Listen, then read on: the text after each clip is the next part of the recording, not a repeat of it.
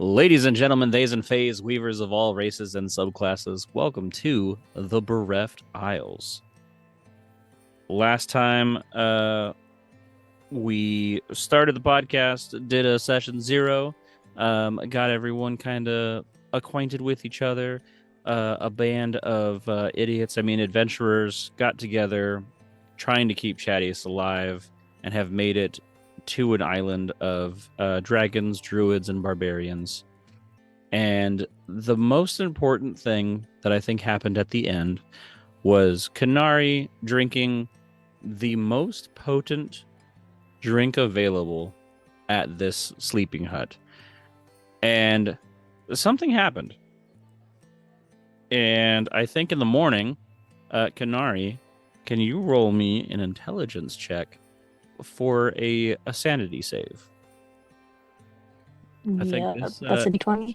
it is a d20 with your intelligence modifier, and it is the DC is 19. 19. It's a 12. All right, so mark down that you have lost a sanity point as you wake up and you realize that you are a Gorgon, a Medusa-like creature, and you're not what you used to be. You have completely and totally changed your race. We love that. Yeah, so that's fun. Can you tell me what your character reacts to that and what they're thinking? What the actual fuck is going on would be the question. Because I myself have never seen one, so I'm a little curious what I am right now. What the hell? Help? Anybody help? Help? There's a strange thing in my mirror. Who all is within range to hear her cries for help? I would think everybody's in range. You guys were all roomed next to each other. There's an Ugleo flying with Yes, you were not there. Okay. I yawn and stretch a bit. Check on Dis to see if she's hearing the same thing I am, because I'm assuming we're bunked close to each other. I would, if we were like within the same room, I would have like sat upright immediately. I don't really ignore cries for help, especially if they're from people that I know.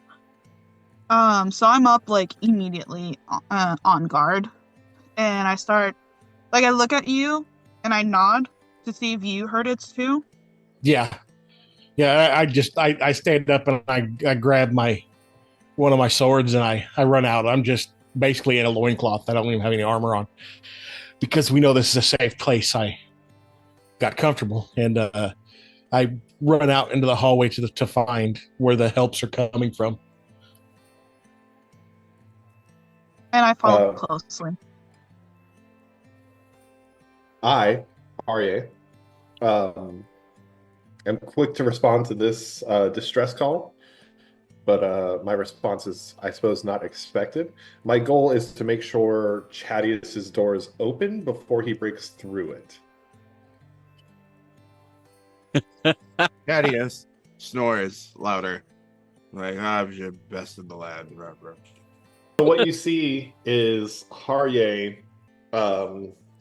performing his morning ablutions, trying to get ready. Hears this cry for help, immediately realizes the potential for property damage, and basically sprints out of his door to Chaddious' door and throws it open, just to hear this wave of snores kind of assault him. That there was really nothing to worry about. When the door swings open, Chaddious jumps out of bed. He's like, "I'm ready." Stark ass naked, just like birthday suit. Yes, it does appear as you are. Get dressed, meet us in the hallway, and I will close the door and make my way over to Quinari's room. I think Shade and Dis would have been the first people to get to Quinari's room if Quinari didn't already run out of the room. I'm going to not be anywhere near a mirror because I'm like, okay, there's something else going wrong with the mirrors. All the mirrors are wrong. All the mirrors are wrong. The mirrors are portals. And I'm gonna be screaming at the top of my lungs. Mirrors are portals. There's something else. There's something's going on here. What the actual fuck? And just kind of Also, be pacing. I do have my armor for the most part on. I don't ever take it off. So I would run up and be on one side of the door. I'm gonna assume Shay's gonna be on the other side, and I'm just gonna look at him and wait for him to open the door before we just rush in or something. Take our time to not obviously not take our time, but be extra sure that there's nothing trap, Yeah, so I mean, once you guys do that and you Shade opens the door, you are obviously going to be met with a Gorgon. This is not Quinari at all. It's Quinari's voice. It's Quinari screaming, but it is just a Gorgon in the room. There's nothing else. No other person in the room. So you haven't seen a Gorgon before. With a 10, perhaps you've read about something similar, but you haven't even read an actual a book with a picture of a Gorgon. The other two of you guys know exactly what a fucking Gorgon is. I do have a question though. What's up? What with my passive perception being 25, Mm-hmm. because I recognize Quinari's voice, would I potentially be able to put 2 and 2 together? I mean, yeah, you know that that person is Quinari. Oh, Yeah, okay, cool. My passive's 18, so Yeah, everyone knows that it is Quinari. That's not in question. It's whether or not you guys knew what Quinari had changed into. And you, Harrye and Shade at least, have either read or seen a Gorgon before. I think Shade would have already seen it. In travels, but Harrye for sure, being from the university of the Arcanum, you've at least been exposed to what they are. So me personally, because I don't know what a Gorgon looks like, I obviously most likely don't know the danger behind Gorgons. I would most likely run up to Quinari and try to hold her hands and try to have her focus on me to try to help her calm down. I literally just kind of stand up straight. I open the door, crouch ready to fight. I hear the voice. I see the Gorgon. I stand up straight and kind of tilt my head. And how much do I know about the drink that she ordered? Please tell me you'll see the things that I see in this fucking mirror, or I'm drunk. I don't know which. What the hell did I order last night? Because this is fucking crazy. Or there's a portal in my fucking mirror. Because there's something in there that I don't fucking know what it is. So I do have to interrupt at this point. Because as much as I may recognize that Quinari has turned into this creature rather than it's stolen her voice, I still recognize the danger of it. And my first instinct is at least to try and subdue it to make sure it can't lash out on us, whatever else is going on. So I'm going to try to cast Hold Person on Quinari. Ooh. Just in case. So the question then becomes, does Quinari still count as humanoid, or is she a monstrosity? Oh, that's a good question. Also, while he's doing that, I'm trying to get her to focus on me because Quinari was just saying oh, what is this? I'm like, Quinari, it's okay. Breathe. Look into my eyes. It's okay. This is what you look like right now. Try to breathe in and out with me. I look like what's in the mirror? Yes, you do. It's okay. We're going to figure it out. Just breathe with me, okay? We got this. None of my training has ever prepared me for this. The whole person would not work on Quinari. Okay. Then there is a quick magical sigil as Harrye draws in the air, casts it towards Quinari, and the magic seems to wash over her, and almost like blue fluorescent oil kind of wash off and dissipate into the atmosphere as it fails to take effect. So what would Harrye think of that, considering that now there's clearly a monstrosity in front of you? Harrye, like, I am like on edge, right?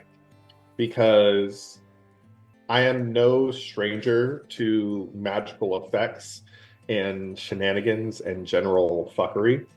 So regardless, like, knowing a Gorgon's reputational capability, whether or not I trust Quinari's intentions, I don't trust her understanding of her new form.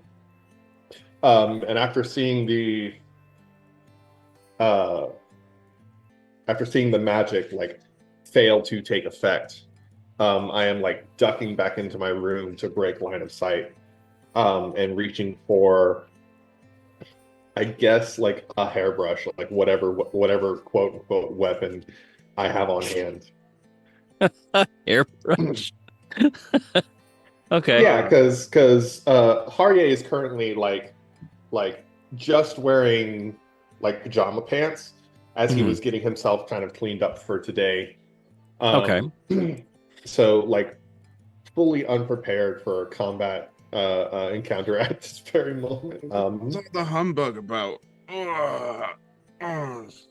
Chaddious, you see Harrye bounce back out of Quinari's room and grab a hairbrush as a weapon. And he had just, I feel like you're used to him casting some spells, so you see him cast a spell and it clearly freaked him out a little bit. It didn't work for him.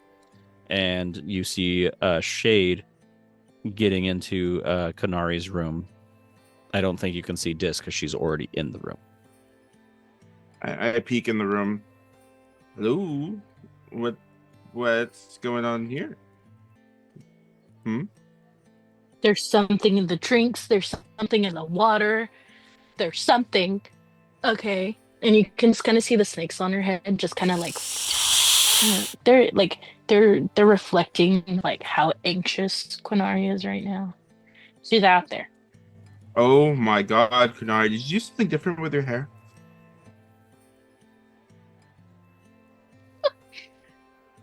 Okay. No, No, nothing. I didn't do this. Do you think I would do this to myself? I wouldn't purposely turn myself into this. I've never seen one in real life. Okay. Calm down. Everybody calm down. Just calm down. I am calm, thank you. Surprisingly. I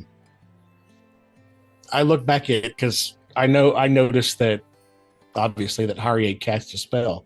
And I'm like, you okay? Yeah, so calling out to the hallway, you're like, you're okay? And Harrye, after failing to hear any of his compatriots turn to stone, like very gently, like pokes his head around the corner, and says like, do any of you feel unwell, particularly stiff? Well, no, I stretched this morning, so I think I'm okay. That is an abject lie. I watched you wake up. Why do you think it took me so long to get down here? Oh, Lord. Okay. Everybody's good. Everybody's fine. Try not to cast spells on people without their permission if they're in your party, unless they're attacking you, of course. It was a calculated risk, I hope. And turning to Quinari, I hope you take no offense, but I do feel it didn't work. So, you've changed. You think? I mean, the scales look nice at least. I mean, they're pretty shade, sure, but And when will this change? When will this stop? I mean, I've noticed that obviously that Dis has looked at Yeah. a Gorgon for pretty sure. straight on. Yeah. And nothing's happening. Correct. So that could have been, I know about Gorgons. I've met Gorgons, but never really been, ballsy enough to look one straight in the eyes just because of that, that rumor. So I'm like, okay, that's obviously, so I don't think, this is interesting. Maybe we should ask Keen about this. This is a little bit beyond me. I mean, I don't know. Dis, what do you think? Honestly, this has never happened to us where we usually live. Yeah. So Yeah. this is something that's happened because we're here. And honestly, it happened after we came to the inn. So if anyone's going to know anything, it hopefully will be Keen. Quinari, how are you feeling? And you kind of like see that concern in my eyes as I'm still holding your hands. Like I haven't let you go yet. Like I'm trying to make sure that you're comfortable and everything. Are you feeling better? Right? How are you doing? So my hands are like completely stretched out, right? And my tail kind of like wraps around myself, and I'm just like nodding my head, like, yeah, we'll talk to people. We can figure this out. It's fun. We're cool. Yeah. So I step towards the entrance of the room.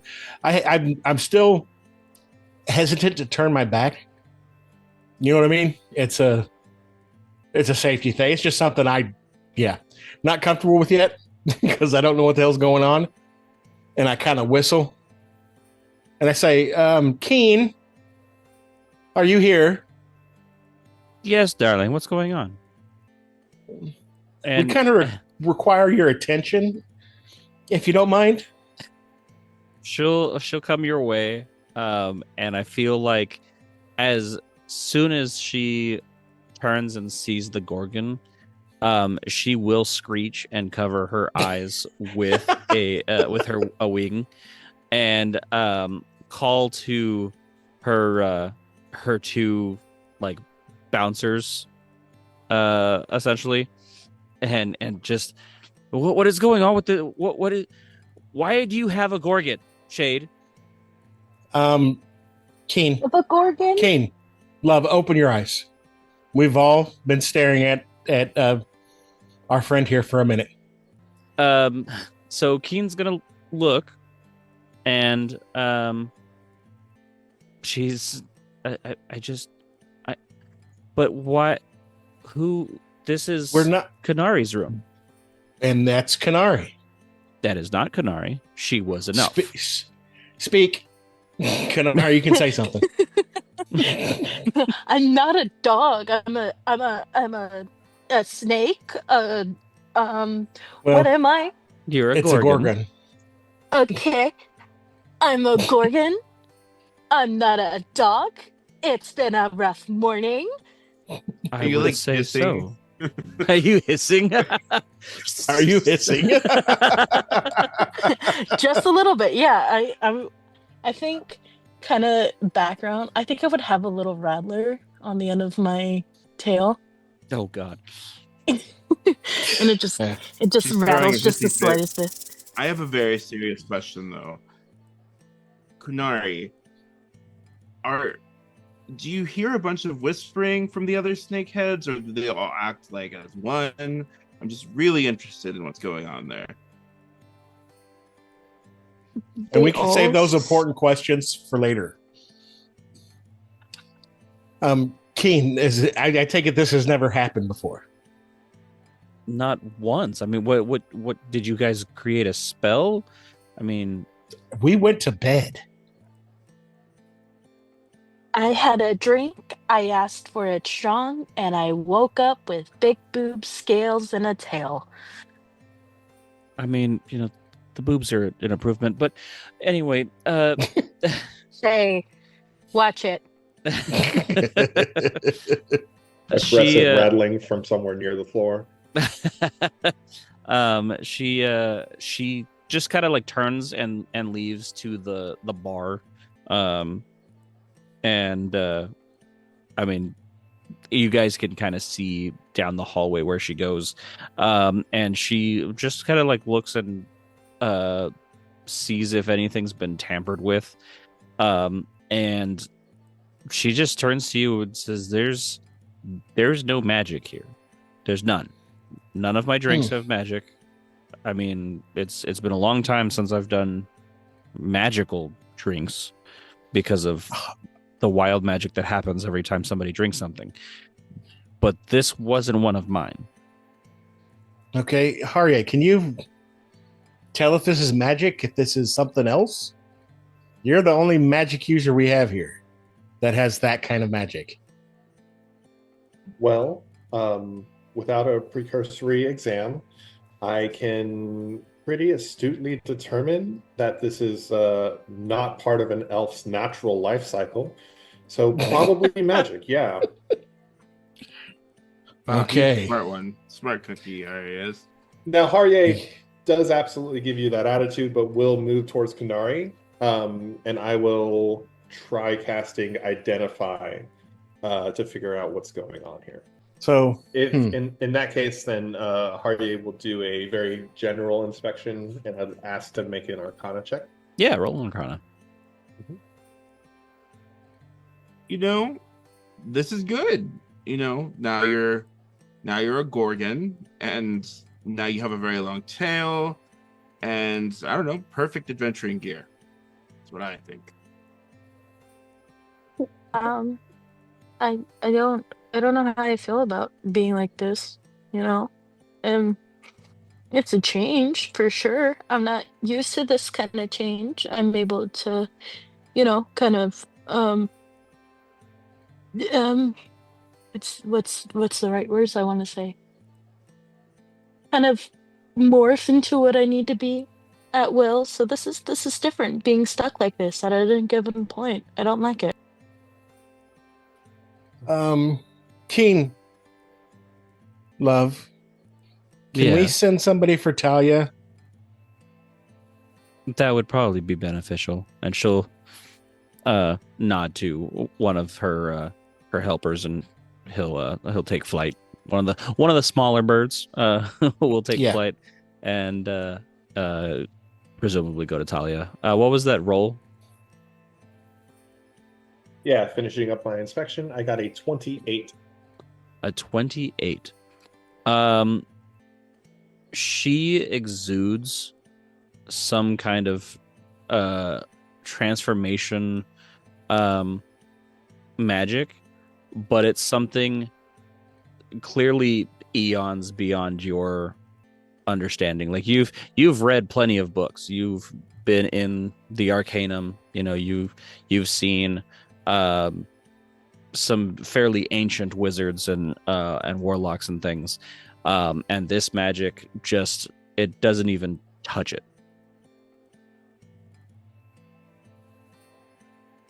There is a moment of hesitation as Harrye internalizes this information, but I will share with Quinari,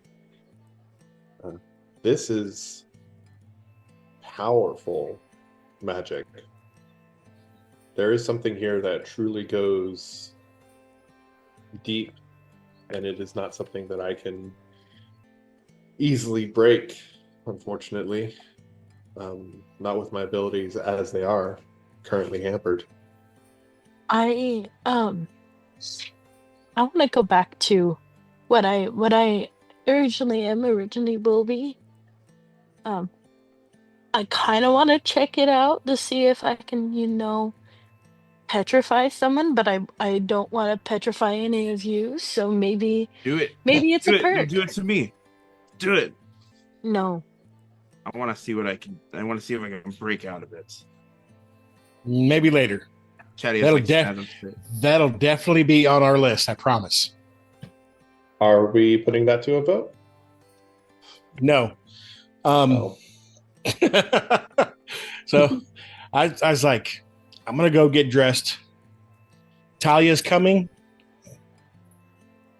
all I can say is try to maybe eat some breakfast. It might take her a little bit to get here.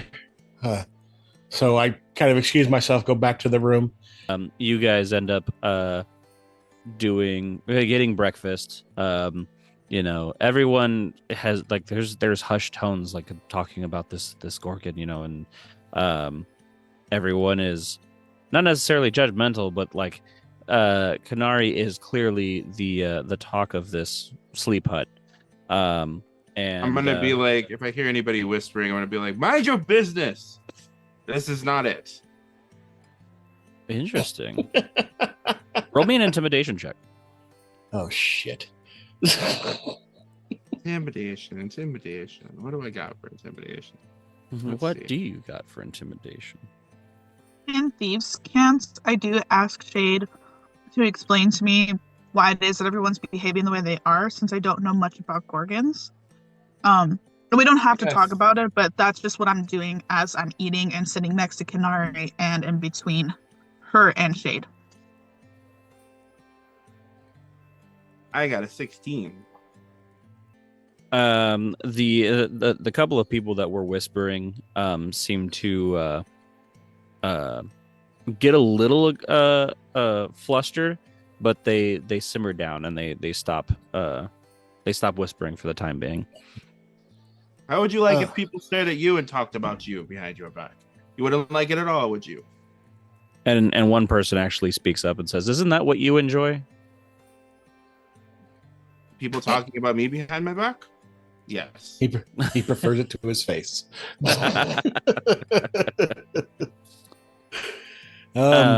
So Talia would get here after a little while. You guys are starting to like finish up breakfast. She walks in. She's quite a bit calmer because she's already been told by the bird what is going on, so she's clearly not ready to attack a Gorgon on sight. But she walks up to Shade and to Keen, who managed to sit at the table without being scared too long, and it's just so she changed. Is she a changeling and she can't change again, or? No, she's not a changeling that I know of. As far as I know, she's an elf. She drank a bit last night. Well, she drank a lot last night. Passed out, and we took her to her room, and as far as I know, in the night, she changed. She's like that now. Now, I don't know if it's permanent. Harrye seems to feel some kind of magic coming off of her. I don't know much about magic besides the stuff the beasts cast. So she'll kind of go up to Quinari, and you'll see her eyes glow a faint green, and there'll be some like a little bit of ivy on her legs that kind of crawl and form some like nature magic type stuff. And you can feel Quinari, the magic kind of flow over you. Harrye and Dis specifically can see her struggling with the magic, and I'm actually going to roll for that check to see what happens. Can I give any sort of bardic inspiration to help her? How do you do that? How do you do a bardic inspiration? What is Quinari's inspiration? I guess like humming like a tune, a little ditty. You got this, please let me know what's going on. I don't know what's happening. I trust in you and your eyes glow. Little chorus in the background with your snakes in the head. I like that. Okay. So your bardic inspiration at level 10 is a D8? Or is it a D10?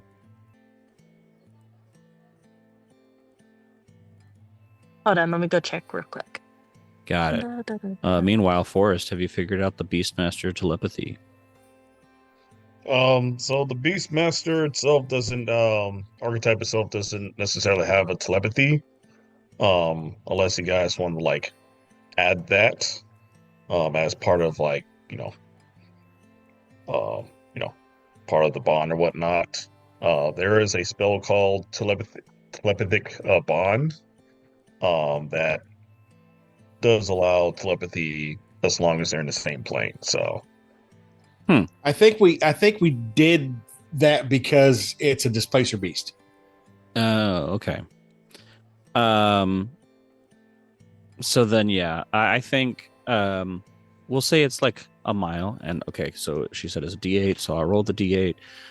That's not gonna do a lot. So okay. So as as Quinari starts to sing for this bardic inspiration, there is a faint ethereal music that starts to build that everyone can hear in the hut. It is Shade's hair or hackles starts to raise. Harrye and Dis can feel the magic. Chaddious just thinks that there's a choir outside. And Quinari, Quinari, you feel the music kind of swell with your singing, but it's not you. It's not your magic. It's coming directly from Talia, which is kind of weird. But unfortunately, she failed her save completely for the spell that she was doing. And you see her like break into a sweat, and she is unable to do what she was planning on doing. And she turns to Shade and just shakes her head, and I don't know what it is. She is a Gorgon. She is no longer an elf. Well, I know this isn't the island to deal with this kind of spell casting. What languages does Talia know? Out of character. Out of character, metagaming wise, she knows 15 different languages. I'm gonna try back in character. I'm gonna try to speak to her in Yeti. Okay. What do you say?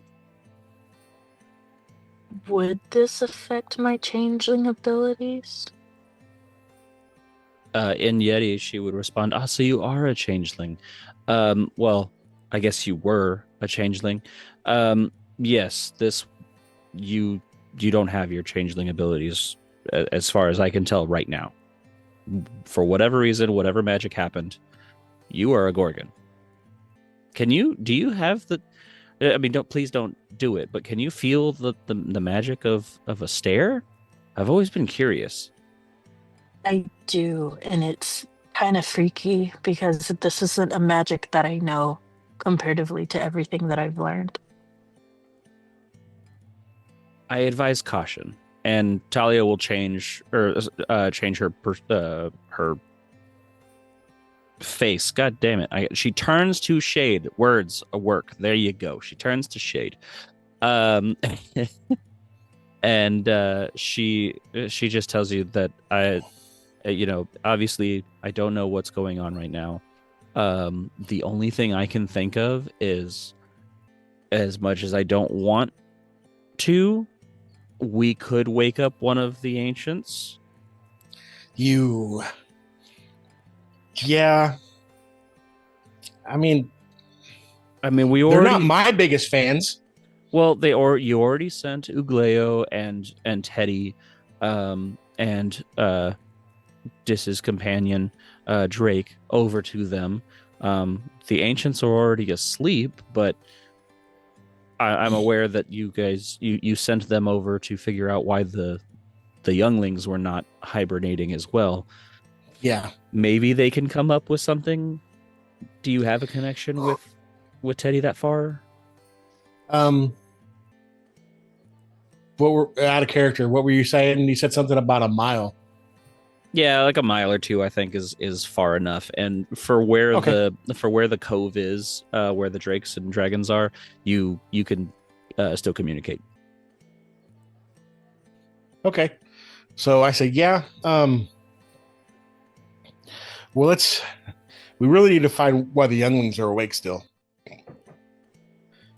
That could be. I mean, we might need to wake up the ancients for that. That But- may be. Well, and with that, let's figure out them. yeah. So this would be, Talia saying, yeah, I guess, basically just wait a while, I guess. Yeah. And figure that out. So let's go to go Before we ahead. sideswipe, Yeah. Quinari. Chaddious stands in front of you and stands up tall. Hear my words very carefully. Just because I'm you're a snake listening. now, does not mean you aren't part of this party anymore.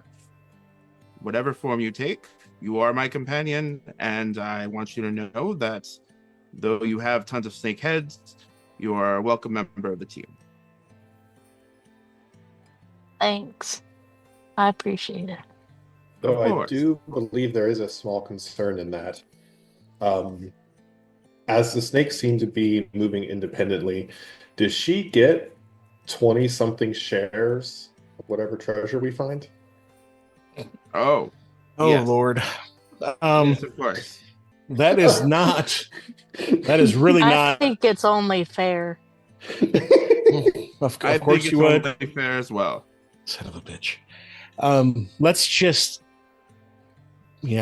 take this one step at a time. We don't know if it's permanent. We don't know if they're anything about it yet. I don't know have if you to can make say friendship that. I bracelets for all the can't snakes. take a step. I was I about think- to say that seems insensitive. I'm pretty sure that Chaddious needs to go start a axe throwing contest with some of the locals outside. Oh, it's a good idea. I'll grab more shells. Each of your snake heads will get a friendship bracelet. Anyway. We Okay. So as this Um, fades to black, all Teddy hears is help me and feels the frustration. And for some reason, this bald displacer beast chuckles. Yeah. Ugleo and I guess Shade through Teddy would notice Amythyst slow down considerably as you get into the cove. Ugleo, you can see this picturesque cove. I mean, we're talking like 3 sets of waterfalls cascading down this cliff area and just a bunch of hot springs. There are thousands of different types of dragons. There are metallic dragons, there are crystal dragons, there's even some chromatic dragons there. You're aware with your history and knowing everything that at least on this island there is a truce between all dragons, so that's not a worry. But you also know that they should be hibernating at this point.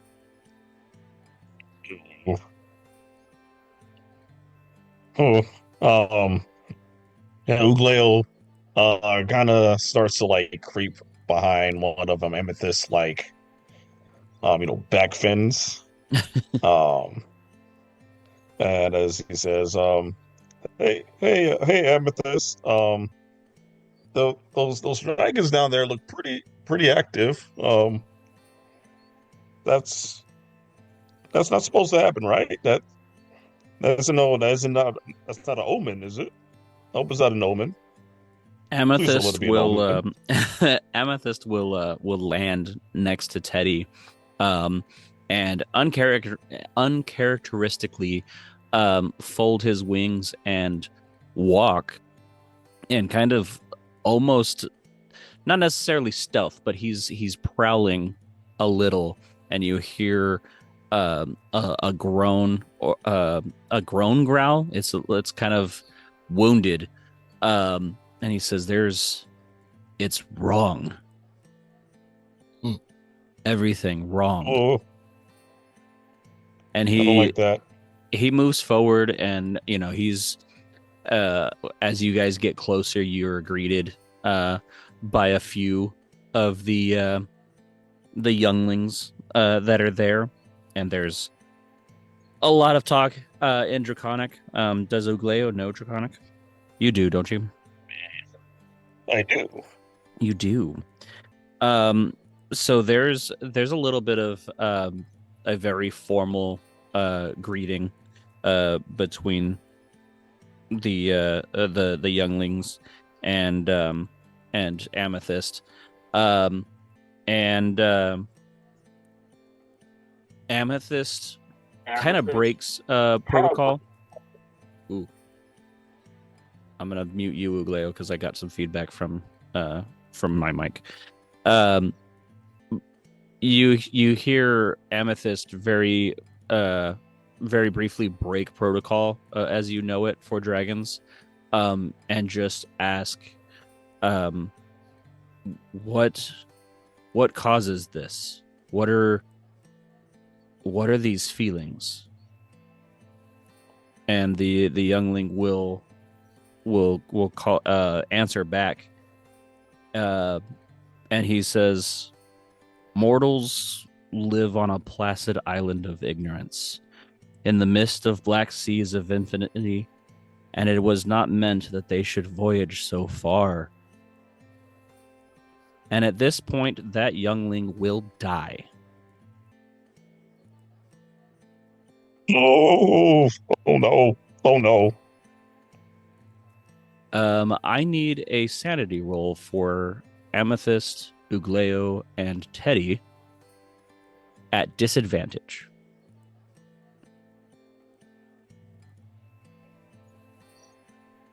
I got it. Yeah, okay, that is a 19. A 19? That's intelligence, right? Yes, it is. Yeah. Roll a 17 and a 14, baby. So, And my I intelligence, don't- straight intelligence is a +5. I'm a smart boy. That's a 10.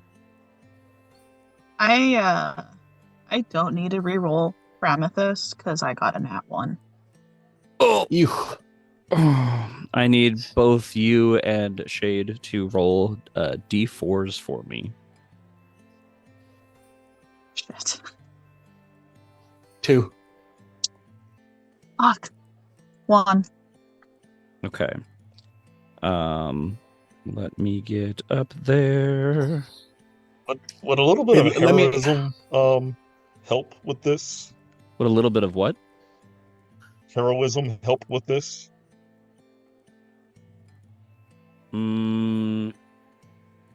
I don't think so. Okay. Yeah. Hey, let me ask you this. Mm-hmm. Shade's in contact with Teddy. Yeah. Can Shade absorb it?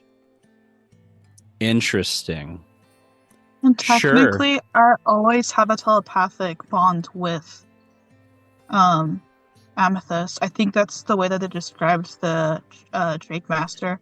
I have to print out the papers, but I believe I remember hearing that or reading that it has a telepathic bond, like a perma. You do have a telepathic bond, but I remember yours only being like 1,000 feet because it was very similar to the familiar. I don't think you're actually connected to Amythyst at the moment. Okay. But I need you, Ravyn, to roll a D100. And I need to look up the short-term madness for Teddy and or I guess Shade if Shade is taking the madness Would for Shade Teddy. re-roll? Would Shade re-roll? No, this is Teddy failing that. Okay, yeah. Shade would take the madness, yeah. Okay, roll me a D100. Did I still And- tell you my results? Yes. 79. 79.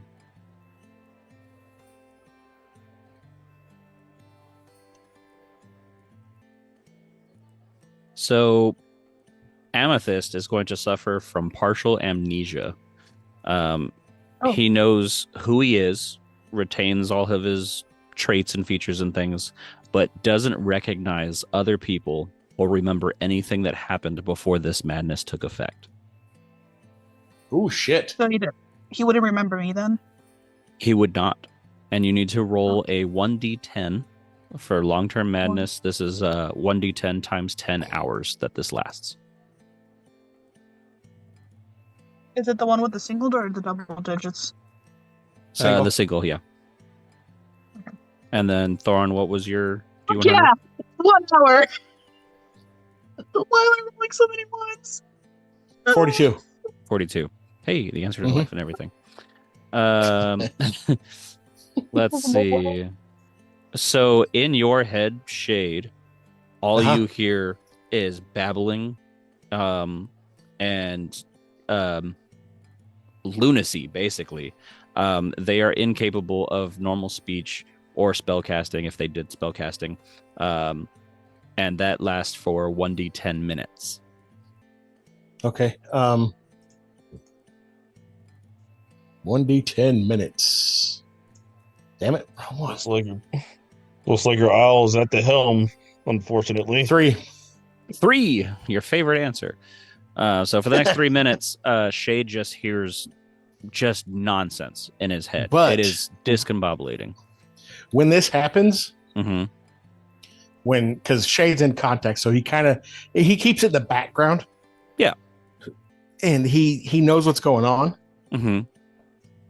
And so when this happens, he feels the wave of this sanity thing hit Teddy, and he's all about protecting Teddy because Teddy went through hell when he was little. Yeah. And he absorbs it and just stands up and runs out, kind of growls and runs out. Dead run straight towards Teddy. Okay. So for the last thing I heard, Ravyn, you rolled a 1 for the duration, so it lasts for 10 hours. Goodness. For this I long-term thought it was last madness. one. No, it was 1d10 times 10 hours. So you still rolled great of rolling a 1. That's the least amount of time you can roll. So Ugleo, Can I also say something really quick? go ahead. Seeing that I saw Shay just get up and fucking run and growl, and I know that's not normal. Yeah. I would say Shay and I are pretty close. And this is me out of character, we're pretty close, so we've done a lot of things together. So I know this is really abnormal. So I would stand up quite quickly, yell after him. I'm going to assume that he's going to ignore me, so I am going to run after him. And as I'm running away, I'm going to tell Quinari, stay with Talia. Just stay here and stay safe. And I'm just going to run after Shade. And that's that. Okay. What does, just so that we can get the rest of the party, what does Quinari, Chaddious, and Harrye do? What? Oh, why are they running? Oh, should I run too? Yes. And I start taking off after them. Wait for me! I love that you monologue your actions. This is great. I do have to think that is out loud fully. Oh yeah, definitely. Yeah, Everything for he sure. says is out loud. His inner monologue is outer. So for myself, Chaddious narrating his logic at least seems to be a island of calm and expectedness in this madness. And there is a moment where Harrye is like, oh shit, are we actually falling under a lich's curse? Before then following after Chaddious's pursuit. Okay. And Quinari? I'm gonna look at Talia and just give her a what is happening kind of look. I mean, she looks just as confused as you are. However, she's going to look to you and, knowing that Dis has told you to stay with her, you are welcome to stay with me. However, I've never seen Shade run like that. except towards danger. Do you think with my new form I'd be able to help? You are, for all intents and purposes, a Gorgon. You're not very fast, but you can move. You can fight. Oh my god. She's gonna like tilt her head back, and you just hear like because all the snakes' heads kind of like fall back behind the shoulders. She's gonna sigh and she's gonna like, well, fuck it, and slip. You cut yourself off with a mute. Oh, sorry. And she's gonna slither out the door. Slither out the door. Got it. Out of character, I'm absolutely going to find some kind of like snake hissing noises to add into this episode. For sure. It's gonna be great. But while the party is running, this is a miles, or so this is a bit before they actually get to you, Ugleo. So this youngling has just died. Clearly, the other younglings are agitated. I'm going to do a series of rolls while you tell me what Ugleo is thinking. Slash, What is that for? Do a What is monologue. those for? Don't worry about it. That is Ogleo's doing the opposite of Oh, that. man. He's completely worried about that.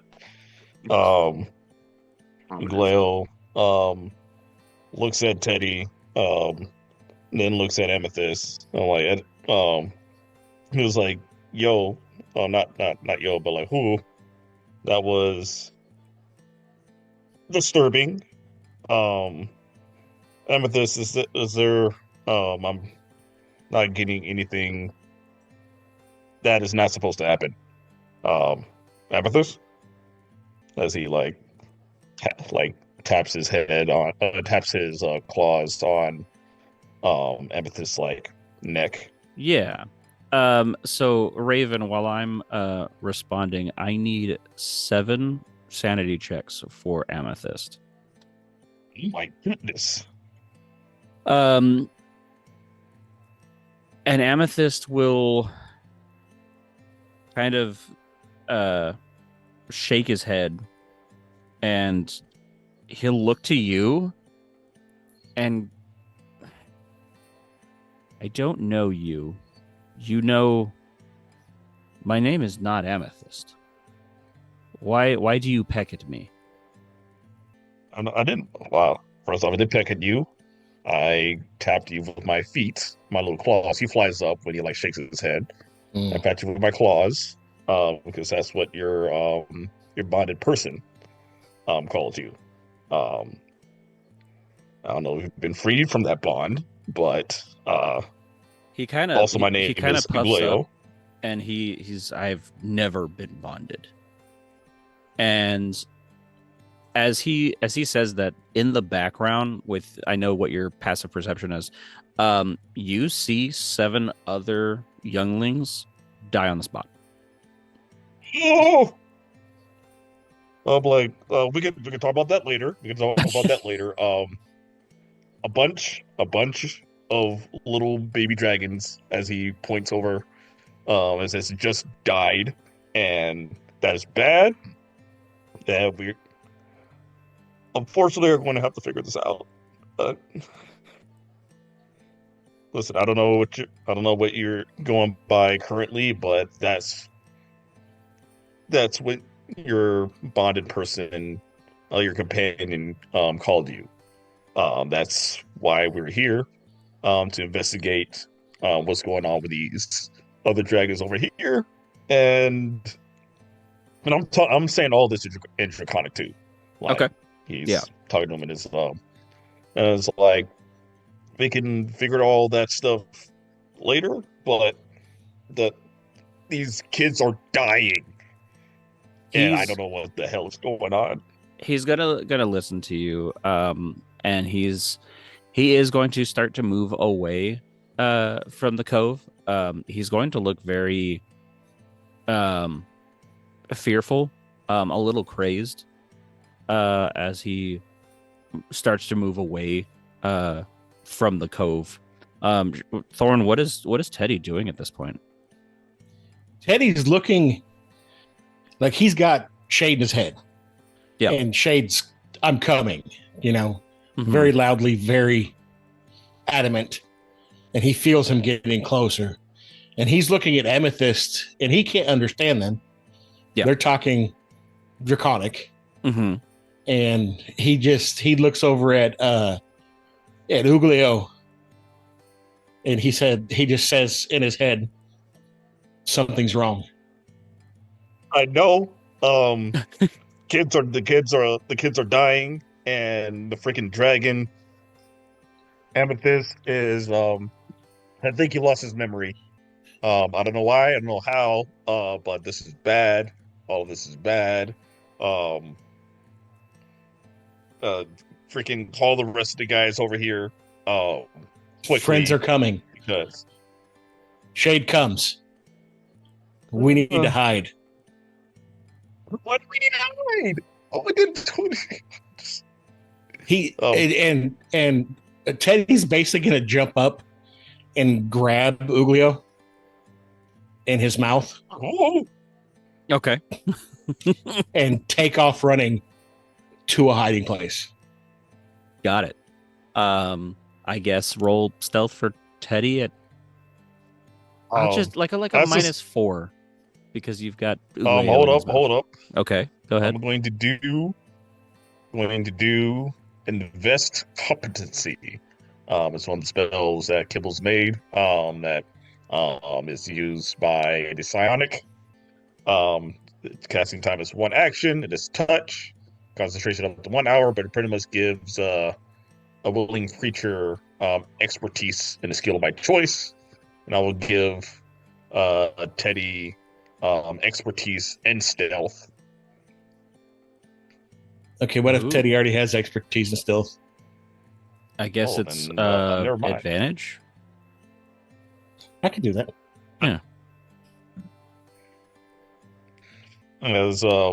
As like Teddy like grabs at Ugleo's eyes like glow, and his lightning marks also like glow like this like dink like this pinkish like a purplish blue color that is like appearing on his like feathers, and he like places his talons onto Teddy to You're in my mouth. Is touching his cheeks as he says, better be quick, please. It's a 23. Okay. All right. So you know the rest of the party is on their way. I would say you guys are probably running at full speed. So let's say 10 minutes. You guys are fit people. Quinari probably takes about 15 I'm fit. because of slithering and not having legs to run a mile or so. But for all intents and purposes, Teddy feels a little bit more secure because there's nothing following them at the moment. There doesn't seem to be any drakes following them except for what they know as Amythyst. And Ravyn, would Amythyst roll stealth as well? So, 2 things if I may. Mm-hmm. My running speed is 40 feet. Does that get me there quicker? You'd probably get there right behind me. Yeah. Okay. And let me go ahead and roll stealth for Amythyst. Honestly, because he's completely disconnected from me, I'm gonna assume. Yeah, I feel like he would roll. Give me 1 second. Now I'm gonna mute myself real quick. He's not actually disconnected from you. He just doesn't remember you at all. When you get within that 1,000 feet, that bond will connect again, which will do some interesting things to your brain, which you'll need to do a sanity check for. But he'll feel that, and it's going to be interesting. Okay. He did get a Teddy? 27. Okay. Teddy, have you told everybody, or at least told your shades what's happening? Because actually, yeah, I don't know. Tell the others, tell your master, I mean your friend, your buddy, and Ugleo is going to can I make like an Arcana or like medicine or nature check, or even just to figure out like what the hell is happening and why this is happening? Sure. Whichever one you want to roll. Just tell me which one you roll, and I'll tell you the difference. Yeah. Let's do, because he's not particularly skilled in medicine. I feel like this is either a nature or Arcana. Okay. What are you rolling? I'll do Arcana. Okay. Yeah. That is a 16. Okay. So this is Ugleo reaching into his knowledge of arcane, or is it you are actively trying to tap into the magic that is around? My kind of guess is that dragons are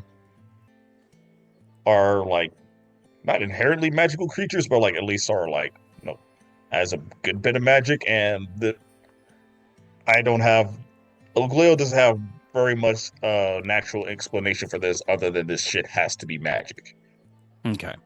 Like they're the words spoken by the younglings.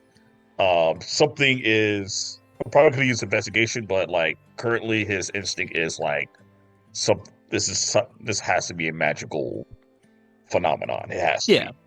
So with a 16, I mean, you feel fairly confident in your ability to feel magic. There was no power word kill or anything like that. There was no spells that were shot at these younglings. There was no wave of magic. You do know that dragons are born of magic. I mean, they are living, breathing, magical creatures. But even after the cataclysm, the dragons that have already survived, even though some of them have been a little bit turned or a little bit mangled from the ripping of the magic, it's never happened this way where 8 dragons just drop dead for no apparent reason. This is new. Oh, all right. I'm going to look at shades. Says shade. I'm gonna need a closer look at one of the younglings' bodies. Do you think you can get me a little bit closer just to get a little inspection of like one of the corpses? Well, but I'll be detected. You think you can do that? Shade completely ignores you. And just when he comes running up, you don't understand how he even found you. That you guys are hidden so well. He runs straight up, and as you're talking, he kneels down and he grabs Teddy and starts checking him.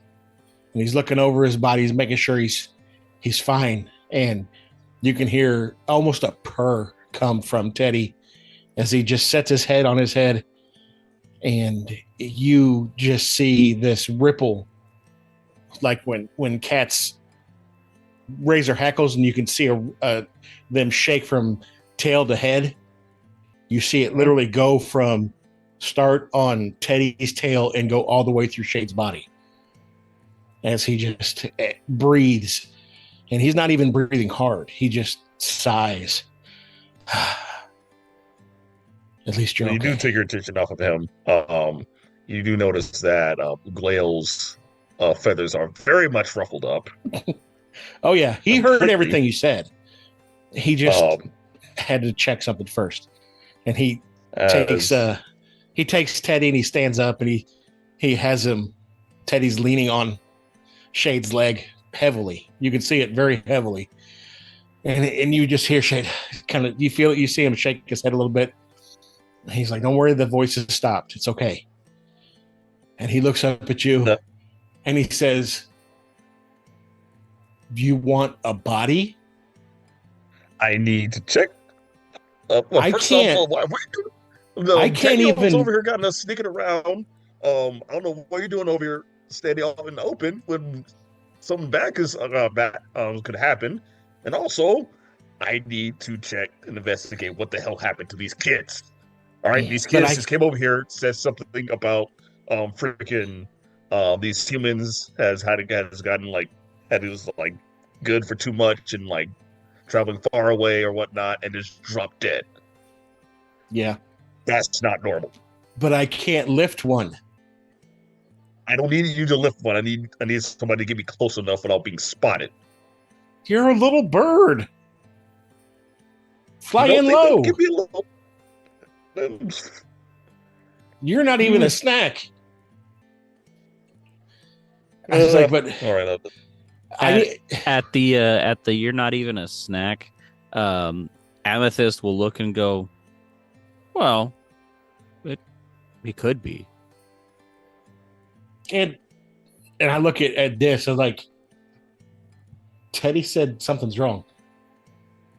I honestly, if I was right up with Shade, I would have run up straight up to Amythyst and tried grabbing his face and asking Amythyst what happened. Like, are you okay? What happened? He's going to visibly pull away from you a little bit. This is very. He feels like the way that Dis knows, he feels very much like the first time you guys ever bonded. This is very weird. This is he doesn't like you touching him. And he's just gonna respond, why does everyone call me Amythyst? And I'm gonna kind of like step cautiously closer to him, kind of like with my hands open, like, Amythyst, it's me. It's this, like, you know who I am. Why are you acting like this? I know no Dis. Roll me a persuasion check with advantage because you are actively bonded. And at that, like noticing the bond, you'll hear in your mind him fighting against it. He doesn't want it right now. He's very confused. He's this is like he didn't, for all lack of a better way of explaining it, like he's never met you before, so he didn't agree to this bond. This is now a forced bond from his perspective. I rolled a 22. That's 22. Is that persuasion, right? Yes, I did. Yeah, 22 then. He will visibly calm down a little bit, and he'll look to you and look to Ugleo, who had also called him Amythyst, and just this is not my bond. You did not ask. You connected with me, and I want to know why. At his question, I do tend to bend down and like I'm kneeling and like sitting on my legs, kneeling. I'm like, Amy, we grew up together. We've been through so much together.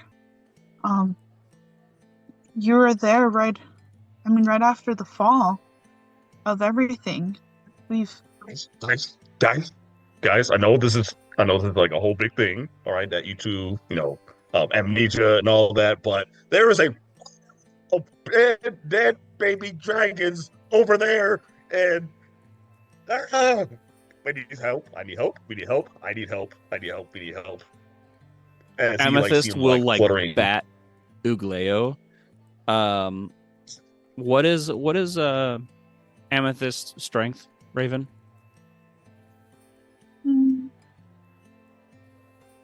Uh, I'm gonna have to like look that up. Okay, I'm just gonna say it's a +1 for now, for sake of time. But Ugleo, you Yeah. take 2 damage. This As is like, oh! yeah, he like smacks, What? bitch slaps you. Does he fly away? How far? Is it just like he just gets hits and still in the air, or he like No, this is like flies 10 feet away? it's an unarmed well, it's a wing attack, but he's just batting at you to silence you, because he needs you to stop the insistent yapping. The hooing and the cawing and the screeching is just not what I need right now. And he looks to Dis, and he looks to where, like, the way that you're presenting yourself and how you've bowed, and you're going to feel kind of a pressure against your mind. He's actively trying to probe memories and things. Do you allow this to happen, or do you fight it? Oh no, definitely. Like if I recognize his touch, which I do, Mhm. I'm just gonna close my eyes and just open myself up to him. Okay. At this point, Teddy runs off, and goes off without telling anybody. Shade doesn't seem very surprised, but he runs. And we're going to take a quick bathroom break. 10 minutes. Yep. All right. 10 minutes or Teddy still has that immune competency. That thing lasts for an hour. So for when he's doing his little stealth thingy. You're gonna have to tell Thorn that again when he gets back from the bathroom, and I'm also going to go to the bathroom. But for the record, anyone who is here, this little bit does get recorded and put onto bonus content as well, so just keep in mind. Bonus content. Take a large, drop a huge log, and make sure you're recorded. It is so cold. I can't feel my fingers. how cold is it? Oh, I wasn't here last bathroom break, so it feels like a little intermission, like background jazzy music.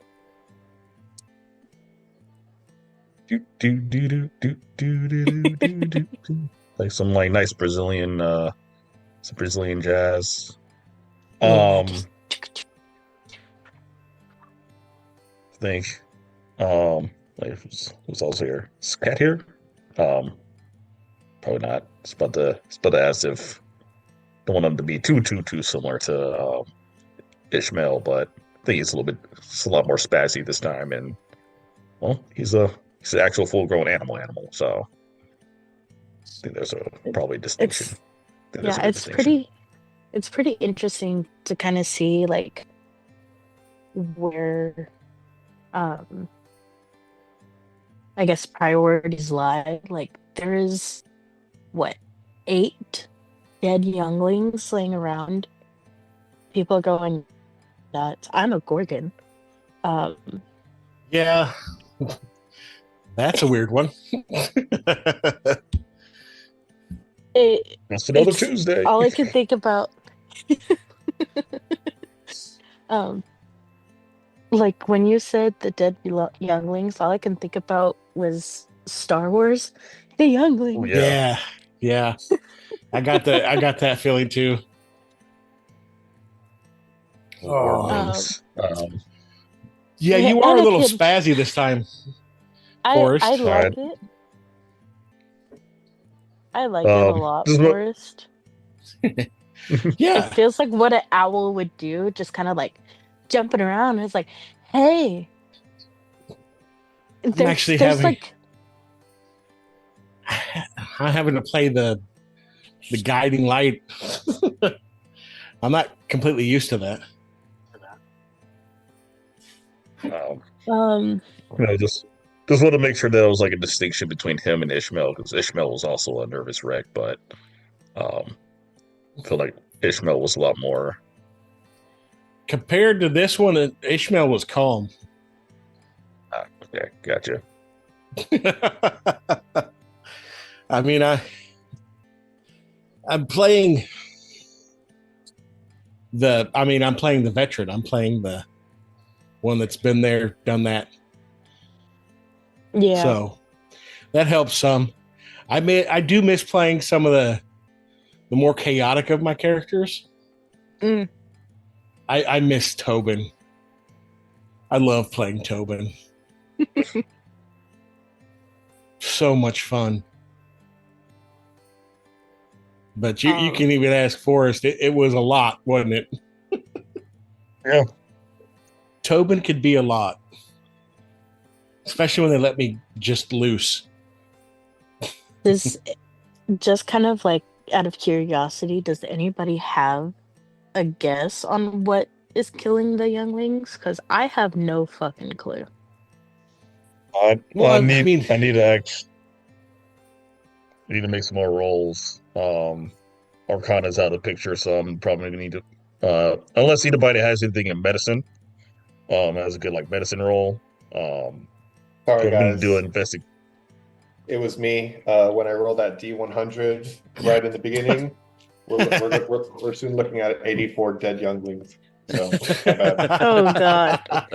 It was Penny. It was Penny all along. We rolled for Anakin status. What's really bad though is I rolled an 84 when I had to roll one just me and him. I rolled an 84. What's with 84? Not a clue. I thought that was awful weird myself. Speaking of which, I didn't actually ask Penny to roll me that separate D100 and a D4.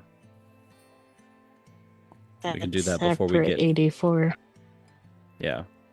So if you could roll me a D100 and a D4 and just text that to me, because that's for later. Okay, give me a second. I'm not actually in front of my computer. Yeah. Oh, I had to have a pee break. Oh my god, I feel so much better. Thing is I've had to pee since we started. Oh well, that's dumb. Oh, lovely. Yeah, that was rough, man. Do you Good still old want to Chaddious. do turned on. the RP, Dave? I already did it with the Oh, you did it? meeting. Okay. I wanted to RP the reunion with. I wanted to put forth, and this is a little bit for the listeners that are actually paying for this. Mm-hmm. I wanted to show the deep connection that these two have.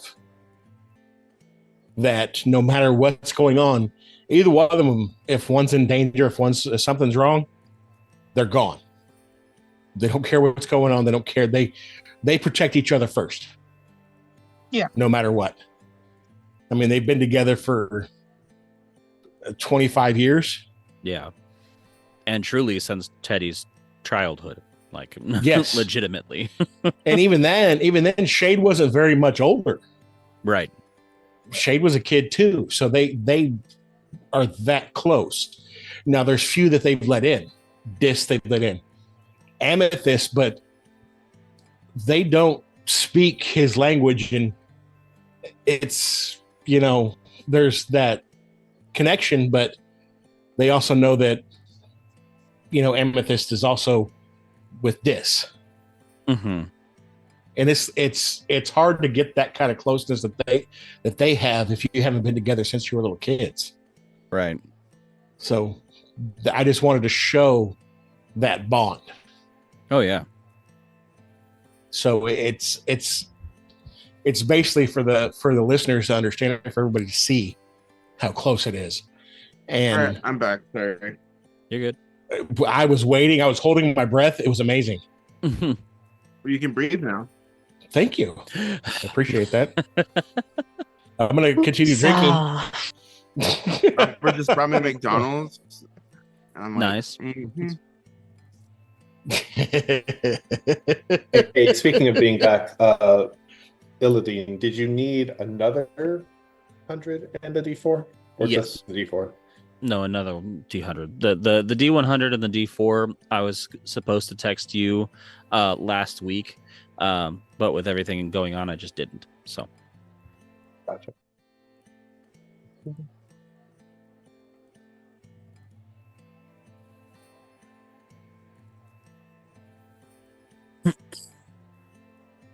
Oh, and yeah. then I also wanted to show that with Teddy, a lot of times, like with him and Shade, they talk constantly. Whereas he doesn't. When he talks to others, he talks very rarely. He very short sentences, very little. Him and Shade have full conversations. Yeah. So I wanted to show that he can tell Teddy or have Teddy do things without other people knowing. Yeah. So. Okay. For the record, I know I don't know if anyone heard that didn't have like wireless headphones or anything, because I know Thorn, you went to the bathroom like immediately when I said break. Yeah. I have wireless headphones, so I heard everything. Okay, cool. Yeah, so this bonus content happens for the bathroom break. If we come back, we can talk and chat. Which I didn't tell you guys on the first session, so I only had to delete like 5 minutes of it, talking about like Drake's back and forth, whatever the shits, and the YouTube video. But otherwise, it was a solid, like bonus content-y type of thing. And we ended up doing a roll for Harrye, seeing if he had been able to ascertain how to get into the speakeasy, which was really cool and fun. He did not get to do that. Rolling an 11 versus a 29 stealth. No. Rigged. But hey, patrons, thanks for listening and supporting and paying for this. That's a big thing. Yeah. And all love I'm y'all. gonna say is Harrye. All I'm gonna say is get good. That's all I'm gonna say. I'll get you one of these days. Just watch. And your little dog too. Does Chaddious know how to get into Speakeasy? Nope. Mm. You are denied entrance. Just imagine Chaddious with an actual drink comparatively to his mead, quote unquote. Yeah, no. Well, the fact is if he got in, everybody would know where it's at. So yeah, even if he knows where it's at, they're gonna tell him it's not there. Yeah. Chaddious is just a walking security risk. Walking liability. It's just lawsuits following Chaddious. The Vorkeeks are just paying off people. Everything is all robot-y. Only for you? I'm sorry. Yeah, what? Oh, so your boy, everybody was all robot-y. Hello. Hello. Are you good? Well, You you might hear need to us now? restart. Testing. 1, 2, Probably. 3. Hello, hello. I can hear it. It's not all okay. All right. Better? Shit was going all fucky. That's Yeah, like because a we were skill all issue. fine. We were having a great conversation. I was hearing it, but it was like pauses of like robotic pauses here and there. I'm like, what the? Okay, but you're good what's now? going on? Yeah, I'm good. Cool. Good. So, All back right, to it. back to it. For Last thing. Disney played a little rendition of "They Not Like Us" for the NFL. Drake was cooked during the Super Bowl, and I'm super excited. All right, go. you sports. Wait, I do have a question. So sorry. Oh my goodness, yes. Initiative is your dexterity modifier. Yes. Oh, sweet. Okay, thanks. But you have the alert feat, so you also get a bonus to it. Wait, are we? That's a rolling +5 alert, the best feat in the world. Okay, We are Wait, not I I rolling just want to make initiative sure. yet. Yes, I didn't add the dexterity modifier, and so I was like, wait, I feel like I'm missing something, so that's why I Yeah. wanted to make sure. Cool. Okay, I'm muting. All right. So we're back. I guess this is a good time for the regular story podcast. If you don't pay for the $8 tier, get on it because there's a whole bunch of bonus content that we just finished talking about. So yeah, there's that. That's my soapbox right there. Boom. Support us. Yay. E stands for Yay. bullshit. So Teddy runs off. Shade knows why. Amythyst is currently like probing Dis's mind. Dis is going to feel a lot of emotions during this. Because Amythyst isn't just probing the memories of you and him together. He's going deep. He's trying to figure out who you are. And so you're going to get these flashes of your specific kind in peril. You're also going to see flashes of them not in peril. They're doing, the normal fun things that Amalthea do. But there's going to be predominantly these flashes of the Miþok kingdom falling, buildings being on fire, your mother telling you to hide yourself. This is very, very traumatic for you. But Amythyst, go ahead. Question. Yeah. And this is like out of character, obviously. Yeah. These are the things that her mind has like really hid deep down inside, right? Like these are the nightmares that she chooses not. Yes. To like. Okay, cool. All right, so this is basically new memories for her, even though that she knows the feeling, like she knows that this is all real. Yeah. Okay. You've at least woken up to these nightmares before, but these are things that are like he's bringing. So maybe Dis could say, "Oh, he's bringing up the memories of the nightmares themselves, and not actually the memories." But these are all reminiscent of those nightmares that have woken you up in the past. But Amythyst will slowly back out, and he will bow his head to you, and I apologize for digging so deep, but I had to know who you are and why we've bonded. I still don't feel correct in anything that is this, but I understand now, and I am here.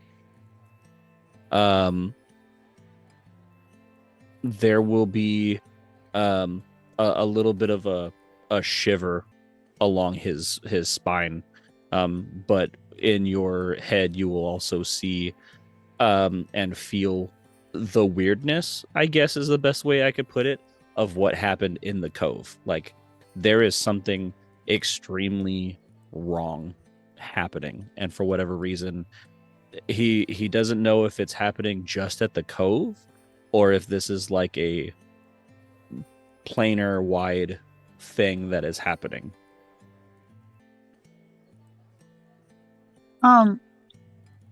So this is still, sitting on her haunches, and she just like she's already crying. Like that was a little too much for her, honestly. Having to relive those memories, or nightmares, and she felt all the fear and the anxiety that she felt back then, as if it were just fresh. So she's not doing all that hot right now. Shade is close. Yeah, she kind of just like nods her head at Amythyst, and kind of just like braces, like she kind of falls forward a little bit, and she's like holding herself up by one hand while she's like holding her heart. Like she's not doing that great right now. It is very, like, her heart is in a lot of pain right now. She's trying to hold the sobs in, but it is like making her body shake. And I believe, like, on top of like knowing that something's happening around her and seeing the dead drakes, like, it's all too real again. And she's starting to hyperventilate a little bit. And she's starting to get. I'm sorry. So Shay gets down like in front of her because he's seen her do this before, waking up from nightmares. When the stuff doesn't work, so he's down in front of her and he's looking at her and he's like, just look at me, concentrate. It's okay, breathe. I'm here. Breathe. You see, breathe. He just holds up a finger to Ugleo. Breathe. I'm here. It's okay. We're here. We'll figure it out. I promise. She reaches out to try to like reach towards you, and she's just, yes, breathe. It's okay. It's okay. I understand. If anybody understands, I do. I understand. Breathe. And he's looking at you the whole time. He's staring straight at you.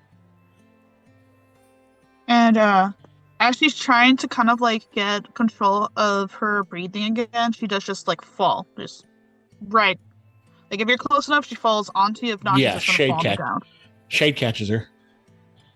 And at this point, Shade, you will hear that Teddy has met with Talia and knows what is going on and is returning to you.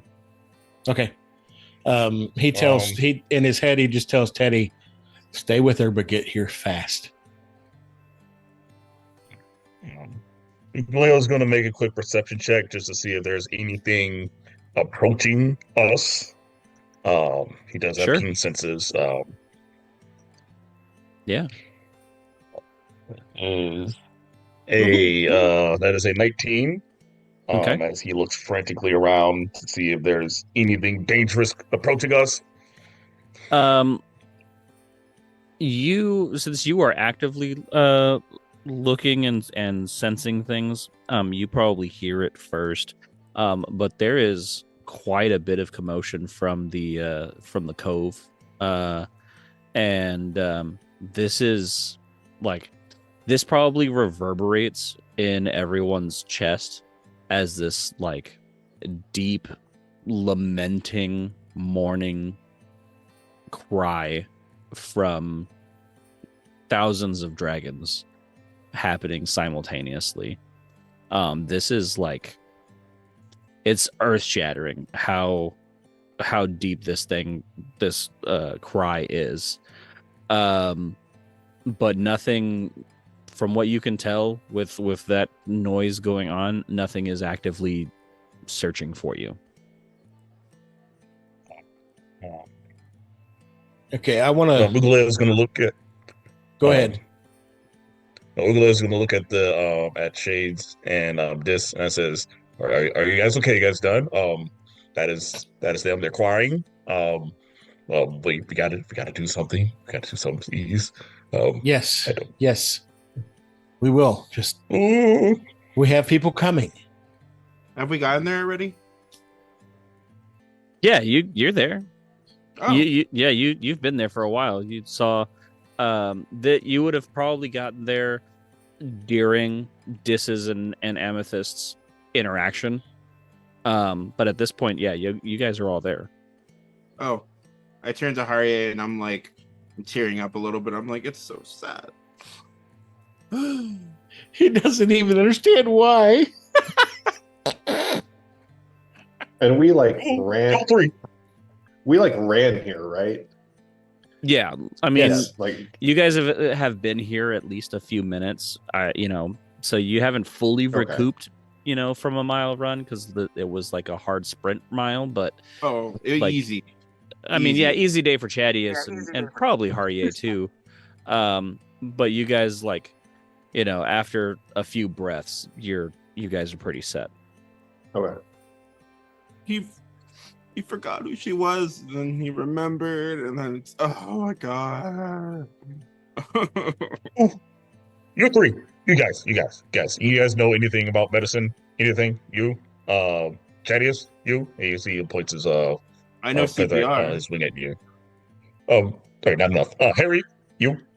I do Harrye, and I do know some remedial medicine, some introductory. Hey, get over here. And I also have thumbs, so yes, I can help. And then he points at Quinari. Is it Quinari? Medicine? Anything? Magic? Medicine? What the? Oh, not Quinari. He doesn't know. It's like as he like goes to point at Quinari, he just sees a gorgon. It's like he flies up and it's like, what is that? Who is that? Why is that here? It's a long story. I don't know all of it, but I'm a Gorgon now. Trust me, that Please is don't the try to eat my hair. That's all I'm saying. I won't. He explains to me what how that happened. But as he points at the dead dragon corpses, it's like oh yeah, Harry. Think we can probably check their bodies and probably see give an autopsy possibly. I don't know if the dragons will like appreciate us doing this, but or we should go to them currently. But I understand. I will do my best. Also, it's Harrye, and I will move over to the corpse of the dragon. I'd like to do first of all a nature check to see if there's anything like affecting its anatomy externally. I'm not going to start cutting into the corpse or anything just yet. I will give a help action for that. Out of character, how far did we go from the corpses when we hid? I mean, not terribly far. You didn't have to go very far. It's a very like, densely forested area other than where the cove is proper. Okay. When Ugleo mentions autopsy, Shade whips his head around and says, "Do not defile those corpses." I don't know what happened, but we're getting. I'm telling you right now, if we wake the elders and you have defiled those corpses, they already hate me. That's going to be a hard enough lump to overcome. But if you cut those things open, they will be unhappy. I couldn't imagine anyone hating you, Shade. Well, yeah, you'd think. I'm a super nice guy. You are. Very, very, very super nice. Yes. You're just lucky I like your brother. 3. Well, at least one of us. Best answer ever. What's up? What's the question? So, question is, do I go based off of the rolls that I did for Quinari, or do I go based off of the modifier for the Gorgon? Go off of your stats, but you have you don't have access to any spells or anything that your race provided, like your original race. You have just the race of the Gorgon stat block. Got it. So here's the thing. I mean, Harrye says that he wants to go and do a nature check to the corpse, right? But the dragons are currently lamenting the death of these younglings. It's a very probably a very intimidating sight. Yes. So let me ask you this: would the lamenting wake the elders? That's a good question. That many younglings lamenting very well could wake them. It could. Let's see what happens. Because it's not just the sound; it's also the psychic blow of it. So, here's the thing, and Shade knows this. There are levels to the elders of dragons, and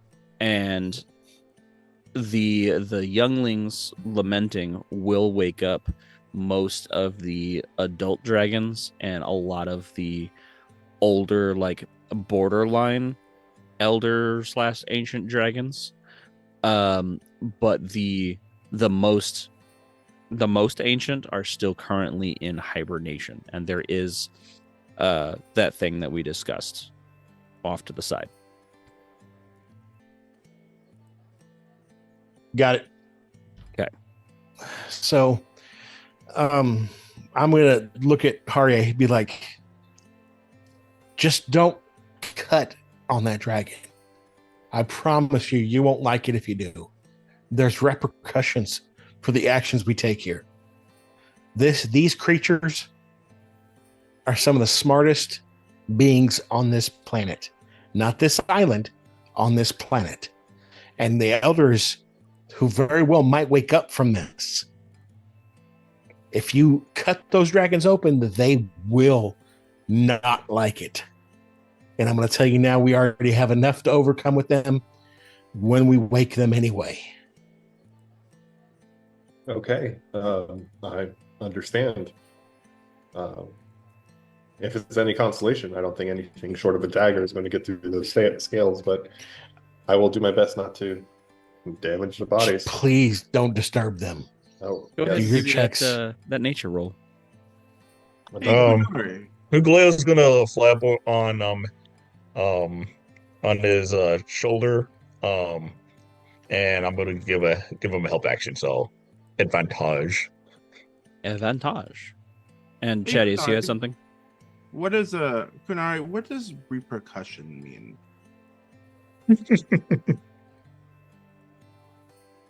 It's when you It have means fuck around and find out.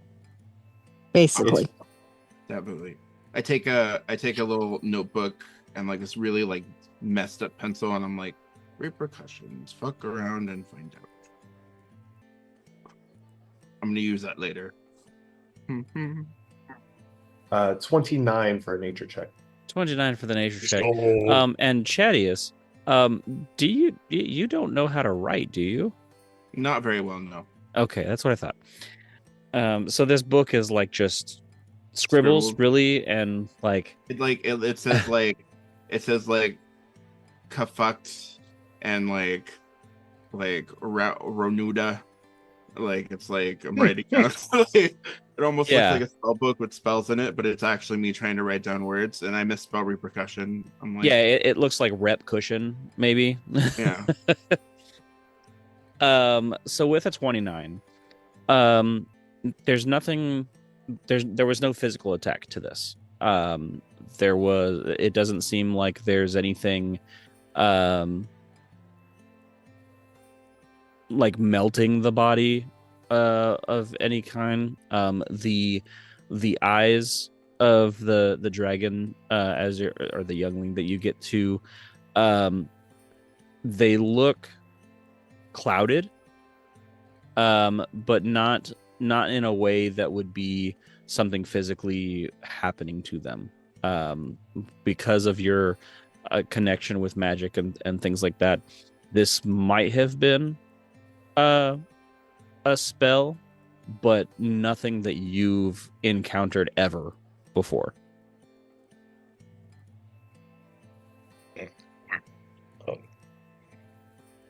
Okay, so What do you see?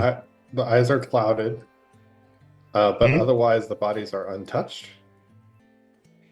Correct. There's no and what? emesis, no leakage anywhere. Nothing No, strange this in like is- the skin coloration.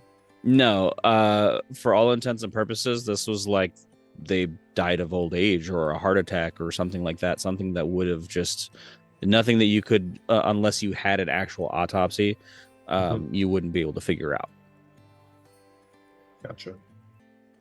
Oh, that's not good. That's not good. He's gonna look over at Shades, still on Harrye's shoulders, like so we're going to have to talk to the dragons now. Yeah. So I check with Teddy, see how far out they are. They probably would be at this point after Harrye comes back with that information. They'd be right there. Okay. So Shade checks with this, and Teddy does come up and like wrap himself around this. And he's like, Teddy's here. He's got you. And you just see Shade like nod her head a little bit, but she's not opening her eyes. Like she's like still kind of curled up. Right. So he looks at Teddy, and Teddy kind of wraps himself around her, and you can see him visibly purring to try to comfort this. And he stands up and he looks over at Talia and says, this could get bad. Younglings are dying. Well, I mean, I don't know. I mean, you said you're going to wake the ancients. They hate you, I have first to. of all. I know. But I don't know what that would do. Does anyone know what that would do with the hibernation of I mean, I don't even know what's gonna. You hear the lamenting. Some of them have got to be awake. And I think at this point, like you would definitely see like the active adults probably either going over to the younglings, or some of them are flying around. It's hard to get 1,000 dragons into one singular spot where you guys are at. So Right. they're all they're very mobile. Okay, I look at Talia and say, I don't speak Draconic, and some of them will not speak Common. Interesting. I mean, I need you. I need you to You roll see me a D100 for me, Shade. Shitty. And apparently Chaddious is Son of a kneeling bitch. next to the. Okay, hold on a second, because my dice froze. Nice. Chaddious, what are you doing? Oh, Chaddious is gonna go kneel next to the dragonling, and he's gonna look really serious, and he's gonna be like, "You poor, magnificent creature. There will be, he looks at his notebook, repercussions for what has happened to you."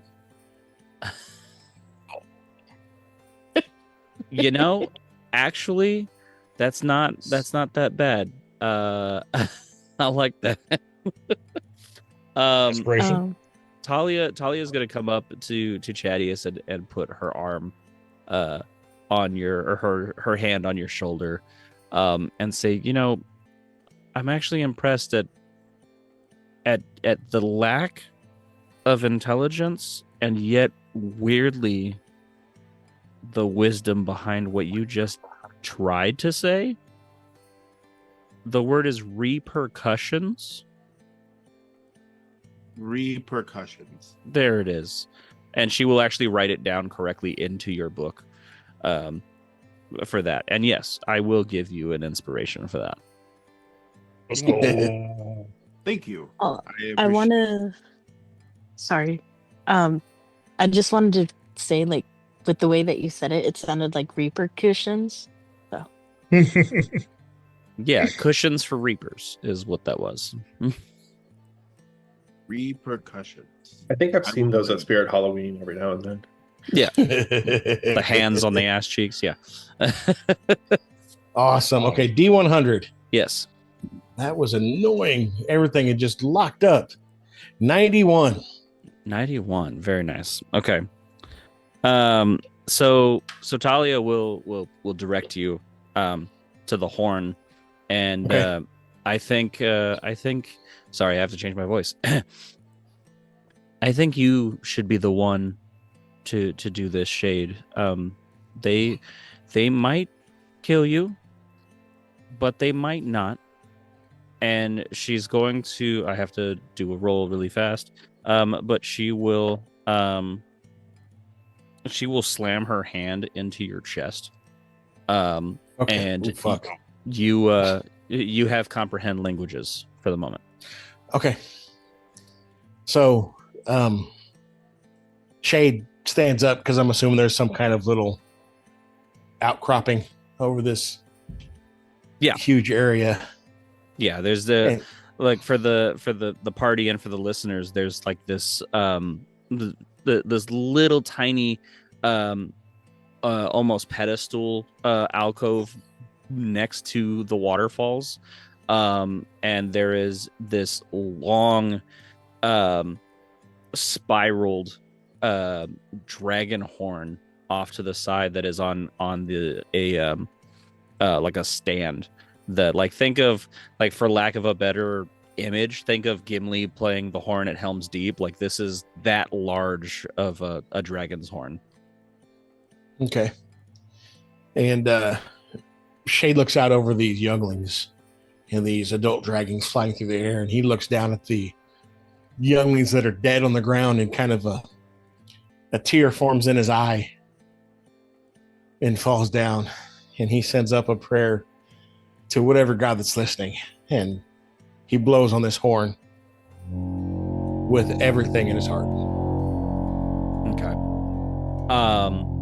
It almost creates a harmony with the lamenting of the dragons, and it starts to shake the rock of the waterfall, as you notice that the waterfall and the cliff itself is actually a ancient dragon. We're talking like primordial ancient dragon of just gargantuan proportions that will start to shake. It's very slow. This is not a quick process of, you know, this dragon from hibernation standing up, but it is something that the rest of the dragons that can just take flight and get the fuck out of the way is what is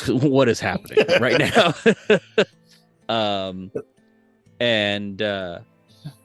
This is like Chaddious starts to cackle at its majesty. I just love that dichotomy of this image. So Chaddious is laughing in the background. It's huge. And this dragon, who Ugleo, Shade, Harrye, and Dis would know.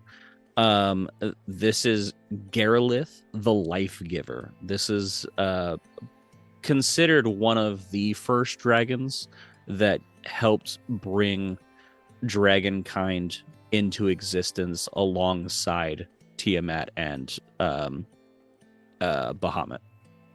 Like, he's borderline a god dragon at this point. Ugleo's gonna hide behind Harrye's head. He's still on his shoulder, so he's just gonna scooch behind his back. At this, you can feel Teddy tense, but not move away from you at all. I feel like this kind of snaps me out of my nightmare, in a sense. And depending on how my sanity roll goes, I might either say I'm okay now, or I'm going to go deeper into the the fear and the living nightmare. So the DC for this is 13. Anything below 13, you subtract 2 sanity. Anything above DC 13, you add 1 sanity to your sanity score. Oh, sweet. I rolled a 13. Nice. Chaddious is gonna can I give the help action to this? No, I got a 13 too. How would you, but without even knowing the DC that she passed, how would you give a help action on sanity? Noticing she's struggling, like she's like looking, I'm like, oh, and I'm like, it's beautiful, isn't it? Stand up straight and look at the majesty of this beautiful dragon. Trying to pep her up. It does nothing, but it's fine. Chaddious will think that he helped. As he should. Yes. This will look in your direction and just kind of like give you a very weak thumbs up and like stumble towards Amythyst to like kind of like lean against him. Thanking Teddy like with a nice pet before going off. And just be like lean against Amythyst and in Draconic whisper, I'm here. Are you with me? That is to Amythyst? Yeah. Okay. And you'll hear like essentially an affirmative like grumble. But currently he's a wee bit busy with basically one of his gods waking up. Yeah. It's an Which is why I'm right next to him. It is an intelligence roll. I didn't mean to interrupt. Ugleo got a 24. A 24? Jesus. Still hiding. Jesus Christ. I got a 16. Chaddious passed? So what is it? We'll have no excuses. Out of game, what is everyone's current sanity scores? So that was a question I had for you because I got a 20 on that save, and you said I add 1 sanity for everyone past 13. No, you're just adding 1. Like if you got above a 13, you just add 1 sanity to your sanity score. Gotcha. Okay. And for people at home, how do you figure out your sanity? For Thorn and the people at home, it is 10 plus your intelligence modifier was your starting sanity score. Okay. So now I have 13. Well, I have 10 again then, because I was at 9 earlier. I am at 16 sanity. I have 15. I have a whopping 10 because I have a plus 0 to my intelligence. Shade, what was yours again? Mine's now 13. Now I 13. passed. Okay. So, and then Quinari. I'm back at an 11, baby. Hey. All right, Quinari 11. So the only person that needs to do a D4 roll would be Chaddious. Wait, I passed. You did pass, but you hit when you hit a 10, an 8, a 6, a 4, a 2, and a 0, you roll a D4. Yay. Yay. Let's see what I get. A 4. A 4. Give Nothing it to happens. me, baby. That's perfect.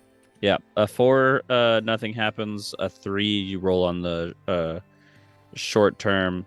2 is long term, and then a 1 is permanent. So, Rumpa. yes, He's still cackling majestically. he's at this cackling dragon. majestically at this fucking dragon. I want to ride that dragon at one point. Probably not. Probably disrespectful, but beautiful nonetheless. I just imagine him like full like starfish stance out, like Yeah, I could see Chaddious starfishing on this dragon, but it's just his toe. It's he's just hanging onto a toe. All right, getting back into the game. Garolith will finally come up to a quarter of his full height as things are progressing, and you'll see his head and like his upper torso kind of curve towards the horn collar. and Teddy runs up. As soon as Disc gets up, Teddy takes off to go to Shadeside, and his hackles are up because it's a fucking dragon. Yeah. And he just sits down, and you see Shade just kind of scratch behind his ears, and he just stares up at this massive dragon and takes a sigh. And it's like, this is going to be fun. Okay. And he waits for the dragon to speak first. Interesting. I'm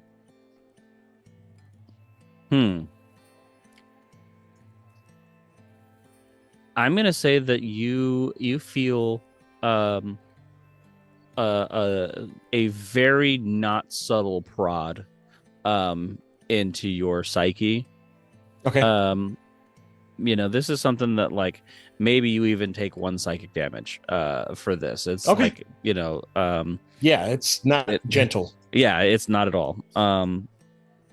It's something that like you can tell now, like if you had some kind of telekinetic mental barrier, it would have broke. And Right. He's kind of searching for what is going on.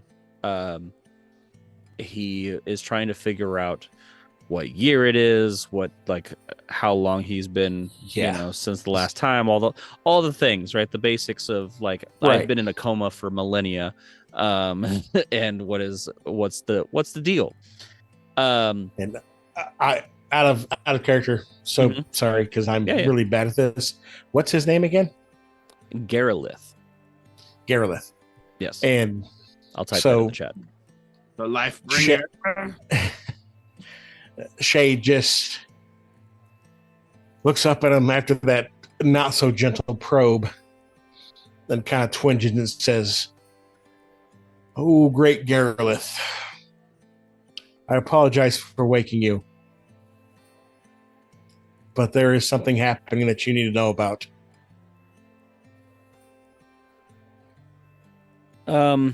I'm not even going to attempt to do a voice for this.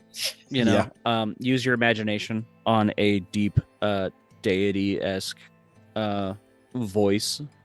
Maybe I'll do a soundboard or something and do like echoes or some shit. But he's going to kind of look around and notice the younglings on the ground, and his the outer like rock that is his body will start to shimmer. He is a gemstone dragon, and he's gonna look and just ask very slowly, almost entish slow, of why is this happening? What have you done? And he kind of Shade almost looks like he laughs because he knew this was going to go like this, and he's like, "This isn't because of me. I could never kill so indiscriminately." He interrupts and he says, "Not individual. You, mortals. You've done something. You've changed something." And that's what I'm trying to find out. Because this is needless.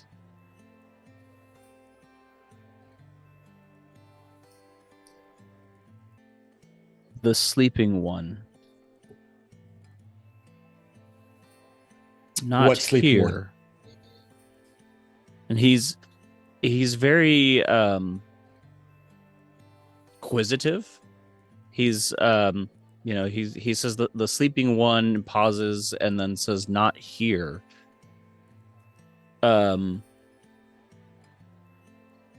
He says that the sleeping one, the priest, he's no longer on this plane. Priest.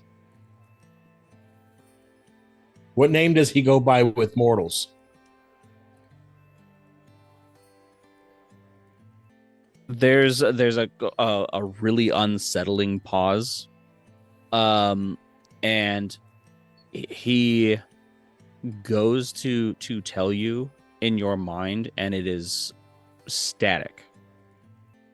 And so he speaks in Draconic out loud, which is thunderous, and still the name does not come out. There's nothing is uttered, even though you understand perfect ancient Draconic. Right. There's nothing. It's just vowels, which he's confused about. He knows the name, but he can't tell you the name. Real quick, I know that Ugleo has an ability and his discipline called nullification. And one of his abilities is denial that also affects magical creatures. Mhm. Would this have that same effect? Or is this a similar effect to like his nullification discipline? I think that you would be able to tie it a little bit to that, but on a much grander scale. Ugleo is going to like see. Ugleo is going to like start to dig himself into Harrye's like shirt as like that is that is not good. So Garelith will pause, and then he will say something in Primlong, which is Wasude Glimtum, which Harrye and Dis will understand as he's come up with a new name. Essentially, he's come up with the Forgotten One. Okay, so I can understand that too, right? Indeed. Okay, so the Forgotten One. Can Yes. you pronounce that again? And you Wasude, WASUR apostrophe E, Glimtum, GLEYMTUM. and I say, and you say he's a priest. He was. He was. Of who?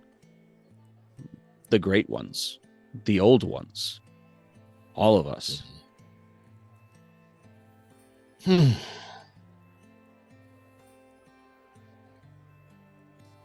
Is there any way for you to make the younglings hibernate? He will look to all of the kind of like the area, and all the dragons will start to land. You feel like the whole party feels this presence, almost like similar to like the fear aura, that D&D lore happens. This is very much like everyone gets the eepies. Everyone is tired as shit suddenly. And y'all aren't affected 100%. Like y'all obviously aren't going to sleep. But you can feel that the dragons are landing to go to sleep. And every single one of them will hibernate. But he looks to Shade and says that hibernation will not protect them. Is there a way you can protect them? I will try. Because we can't, if we have to find whoever's causing this, we can't stay here. And you feel an acknowledgement, and he will just say go. For Dis that just wrote in the chat, what about Amythyst? Amythyst did not go to sleep unless you want him to.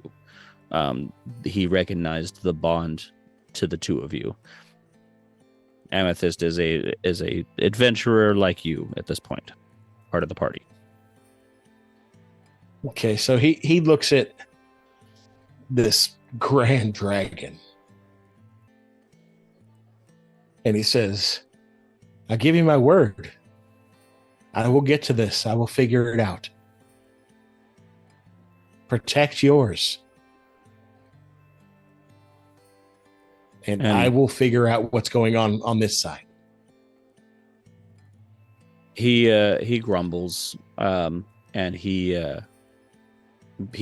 basically moves the fucking island. Like he changes the entire topography of everything, as he like wraps his tail around the cove, and settles down to essentially be a protective wall, and right like where you're standing in front of the horn, it's just solid rock now. I mean, well, goodbye. And Shay just kind of looks at him, looks down at Teddy, shakes his head, and turns around and walks off. And looks at Talia, and he looks at Talia and says, "That went way better than I thought it would." The last thing that you hear is that he no longer dreams, and then the connection is severed with Gareth. That's odd. We'll put that little snack away for later. Ugleo is going to pop out his little head out of Harrye's shirt. It's like hey Shades, that forgotten priest guy, dude. I think somebody or something made him not exist. Like, is denying his existence. Yeah, I kind of got that when I heard Static when he tried to say his name 3 times. It almost drove me insane. That's the problem. Oh, did you say almost drove you insane? Give me a sanity check at disadvantage. Aren't you special? So, Lich? Could it possibly be a false Hydra? That's and 19. Would Quinari know a false Hydra, or was that metagaming? Ooh. Yeah. I think on the farm, maybe. Roll me a history check. Okay. Because Magical Beast Farm, you'd think they'd have one, and they're like, no, we can't do this anymore. Yeah, I feel like that would have been a bad idea. Like, yeah, that would be a terrible idea. They keep thinking they get rid of it, and it keeps going. It's just there in the background. Yeah, they actually have an infestation. They just don't know it.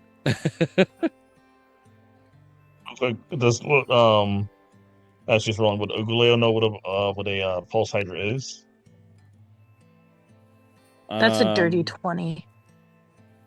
Okay, I think you would know at least about false hydras and the fact that you forget about false hydras quite often. The same with Ugleo. I mean, you worked very closely with a wizard who enjoyed false hydras.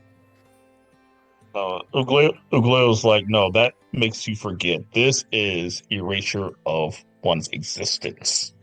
Forgetting is you don't remember a thing that was there. This thing is not is. This thing is not is not. Literally, it's not. And that is very scary.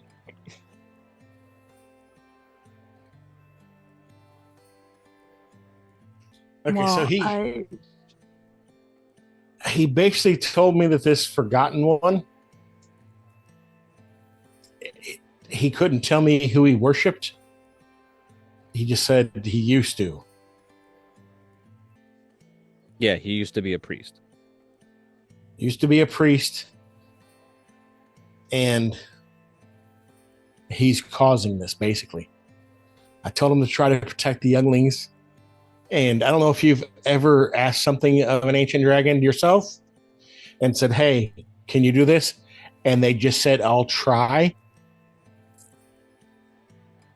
Yeah, this is big.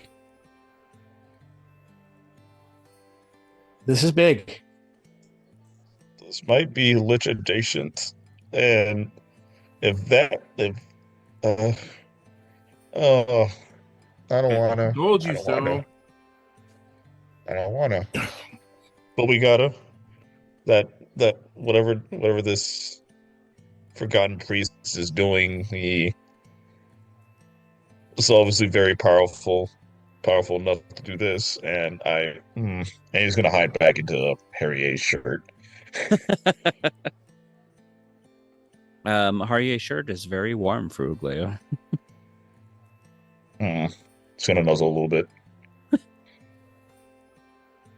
And he's gonna It's say, "Well, you're very warm." thank you. I just went for a run. This truly is powerful magic. Do we think this is related to Quinari's condition? Quinari's condition. That's only What? explanation for it. What? Oh yeah, I was about to go back to that. What happened? How did you become? He's gonna pop his out and says, "How did you become that?" And pop his back. I had a Bring his head back. Well, I had a drink.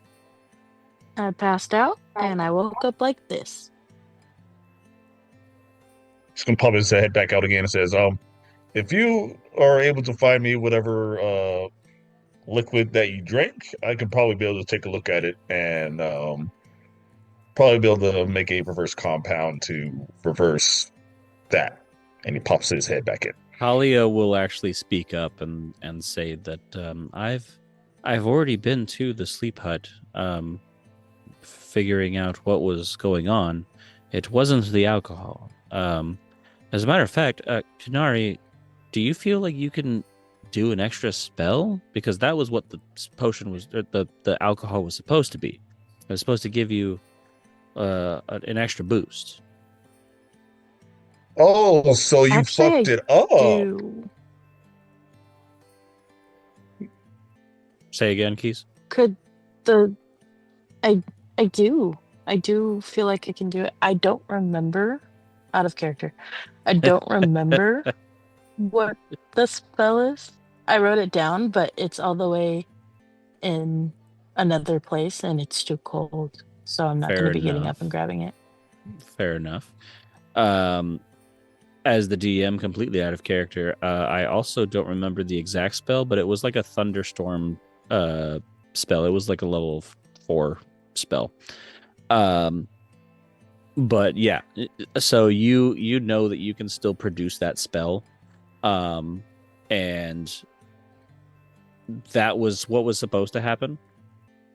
So Talia like looks and says like, well, first of all, I didn't make the drink, and Keen made it perfectly well. In fact, I decided to taste it myself, exactly the way she made it for Quinari here, and I did not turn into a gorgon. Ugleo's gonna look at Quinari and says, blood sample.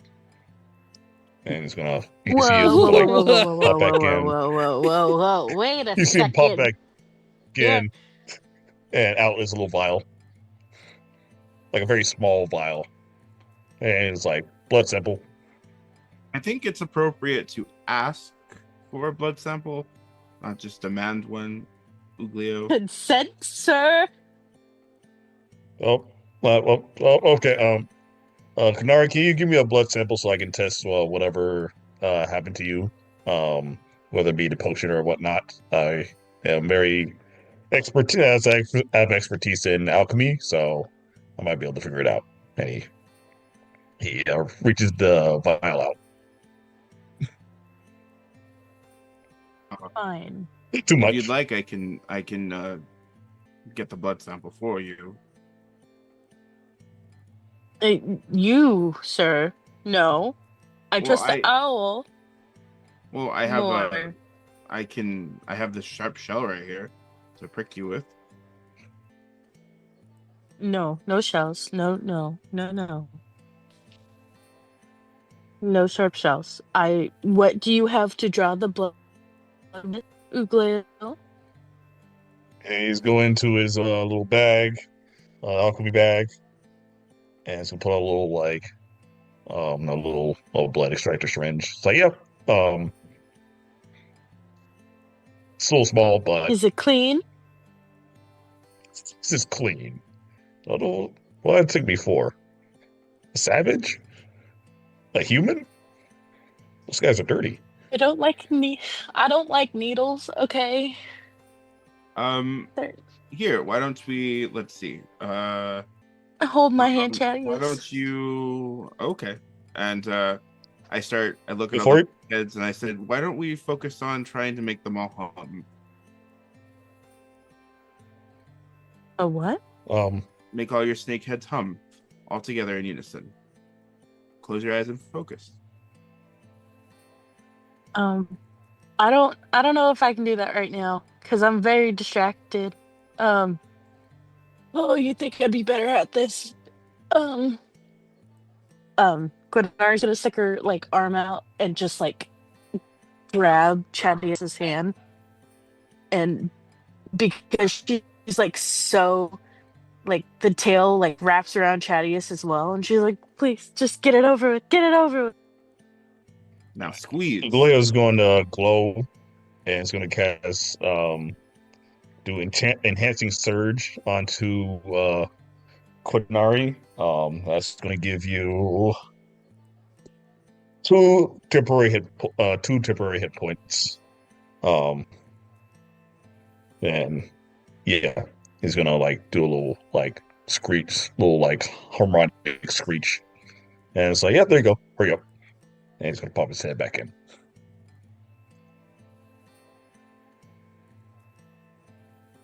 Wait, are you not gonna draw the blood? She was asking you. I mean, I can, but fine. No. As he flies over. Chaddious does not draw blood. Gotcha. All right. He's going to fly over, and guess I'll probably do a. Gonna check what that be. Can I make this an alchemy check?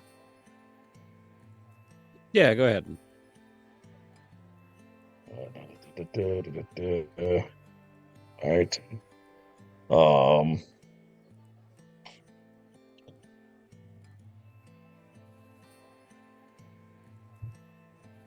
Holy, all right.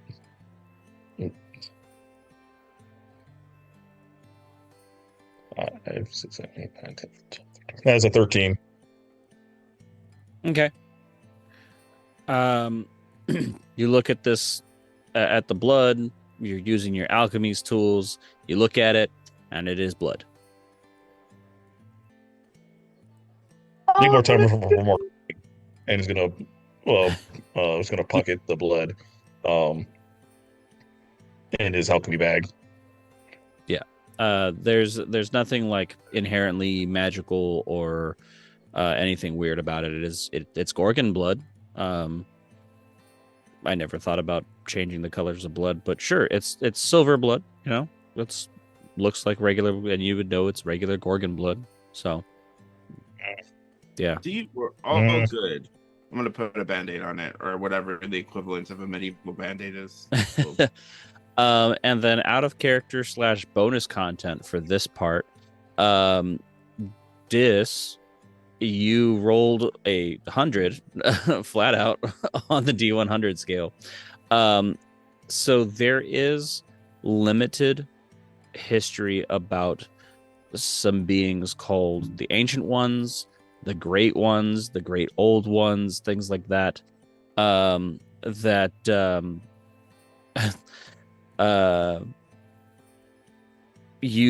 have like very limited history on a group of people called that.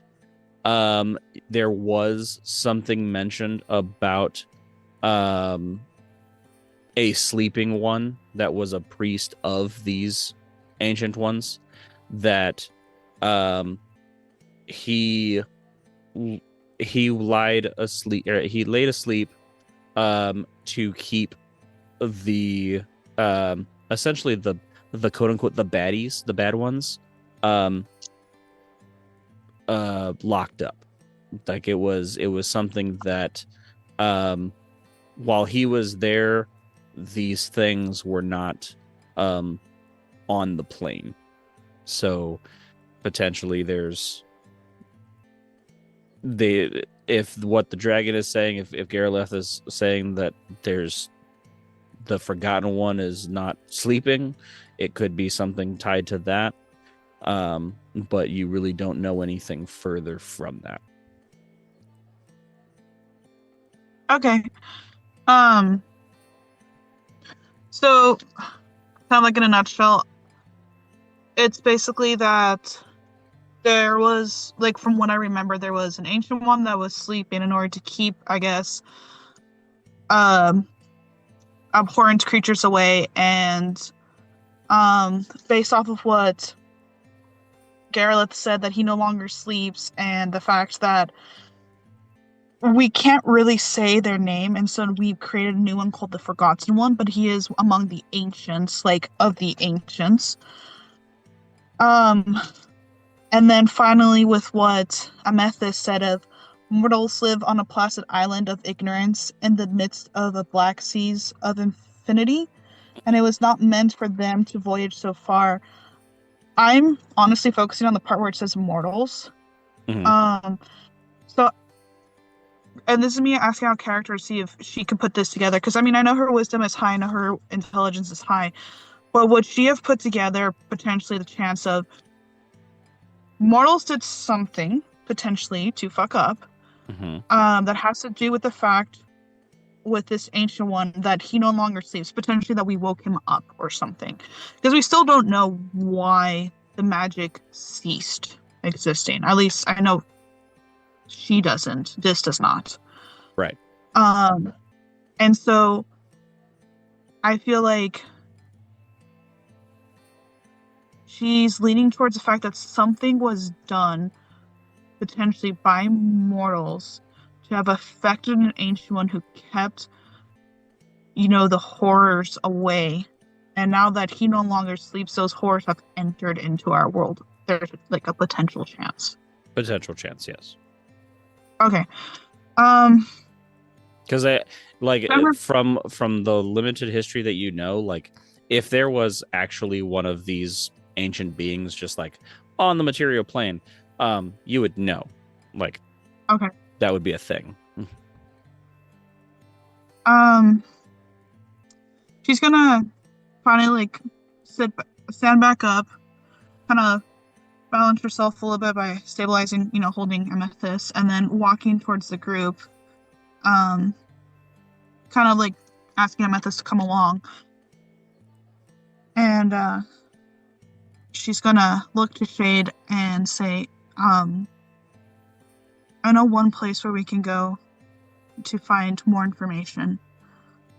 The king's library was vast, and he had books on honestly anything and everything you could think of. And I know I've read of the ancient ones. I know that there's a book there. I don't know if it's I don't know if it still exists in one piece, but I know that he has a library with this information that could potentially help us lead to understanding what has happened. Are you sure you want to go back there? And she swallows hard. And you can kind of see like a little bit of a tremble starting. And she's like, I would rather not, but I don't think things are going to get better. I think things are going to get a lot worse. I agree. I think this is just the start. And I think our special abilities are going to be required in a lot of places very soon. Which means we need to say, and I look over at Talia and I say, which means we need to send word to the Rangers. Because go ahead.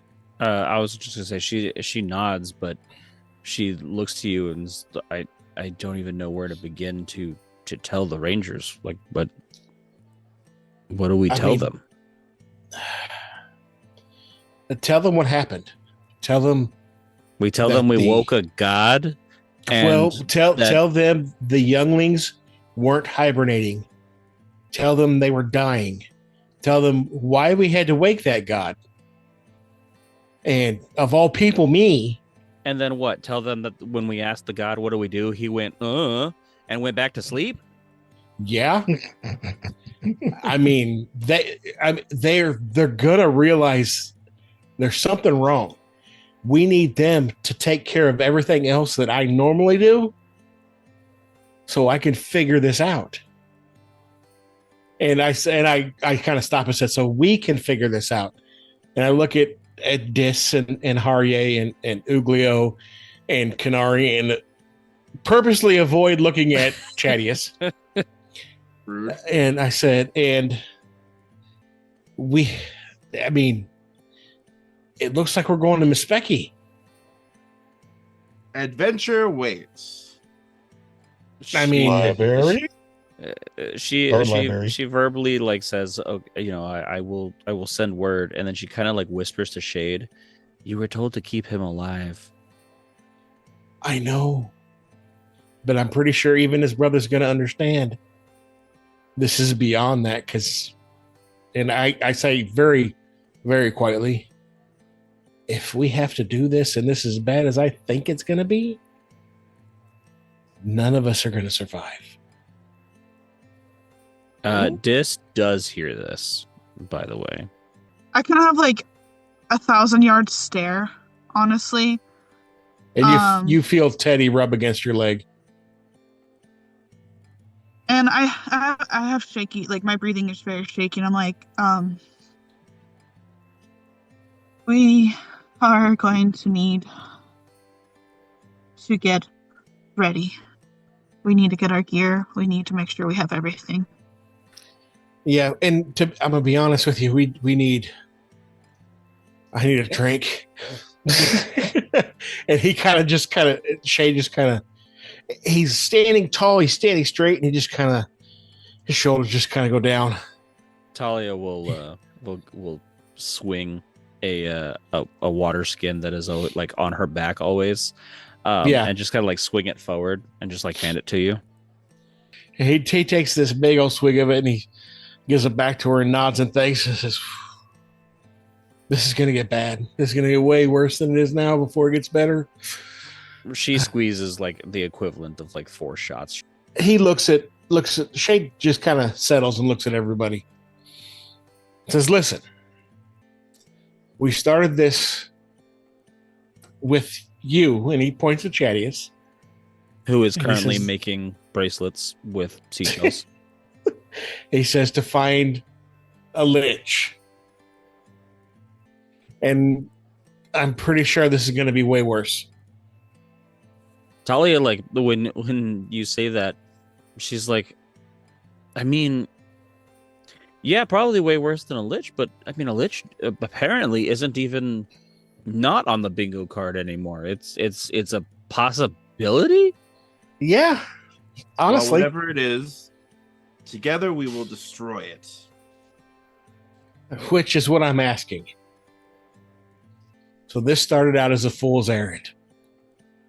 And he's looking at Harrye now. And he says, and I promise to keep certain people alive. And he kind of looks at Chaddious and then Dis and Ugleo, and he says, and some of you were kind enough to come along to lend your expertise. And he looks at the Gorgon and says, or just for the fun of it. Yeah, I didn't expect it to turn out this way. But this just got really serious really fast. And yet, you guys have witnessed a god coming up out of the ground. Because I don't care what anybody says, Garelith is God. Who, by the way, told me the last time I talked to him, if he ever saw me again, was going to kill me. Well, look at you. You're here, certainly. Which should tell you something. Because we asked the god how to fix this and he went to sleep. This is not something that's going to be easy. It's not going to be quick. And there is a better than average chance that none of us will survive. I like But those. and he kind of stops and shakes his head. He kind of stops and shakes his head and looks at Chaddious and he says, but I'm doing this. I have to. I lived and survived what I've lived and survived through for things like this. So I'm going to go do this. And it's not going to be fun. And it's not going to be easy. But I'm going to do it. And I know there's certain of you that you're not going to want to. And that's fine. Nobody will judge you for going back home. But my home is Miss Specky, and that's the next place I have to go to figure this out. Because hopefully, at least some of the King's library survived. So that's my next stop. And I want to ask you, if you want to go, I would welcome your companionship. But nobody will judge you for going home. I guess Miss Specky is the next stop on our list. I'd always wondered what my gifts were for, and saving the world seems like a pretty good reason. I've done 100 times before, so I already know what that feels like. Might as well spend this last life doing something well. I also get to go to a library. Very important library as well. So I'm excited. Very few have seen it. Now that's what I'm talking about. Yes. Chaddious, you lovable idiot. I'm going to come up with a cool nickname. Oh, sorry. Go ahead, Chaddious. Oh, no, go ahead. I look to Amythyst and I reach for his head and kind of put my forehead against his forehead. I'm like, we're coming too. Well, You're gonna need help figuring out how to walk through that castle, and if anybody knows that castle inside and out, it would be me. yeah, I've been there once as a child. So, and I look over at Talia. So we'll go back to the sleep house. We'll gather everything. We'll get a good sleep. And then it looks like we're off to Miss Becky. A good sleep and a good drink. And I'll send word to the Rangers. Yes. But anything you need from us, from the tribes, from the elders, or I know you have Merwin in Otterton that provides anything. Let us know. Hey, come see me later. When we get back and everything is settled, I need to talk to you. Okay. Right. So. Oh, Talia, before we get going, I made you this. Here's a bracelet for you. Thank you. It's very kind of you. And she will take a necklace off of her and put it on your head as well. Equal trade.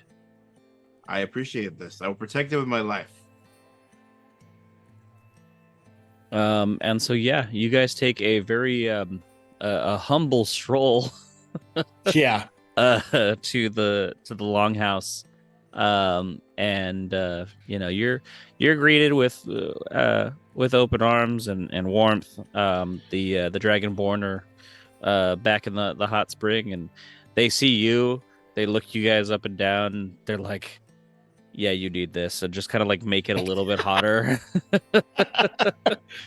Like usually Shade doesn't partake in the hot springs. Shade partakes in the hot springs Yeah. for sure. Now I want to do a quick aside. Mhm. On the when we get there and everybody gets to the point where they're getting settled and having a drink, Mhm.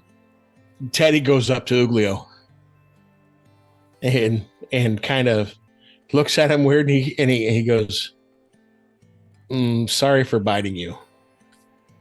I'm not hurt.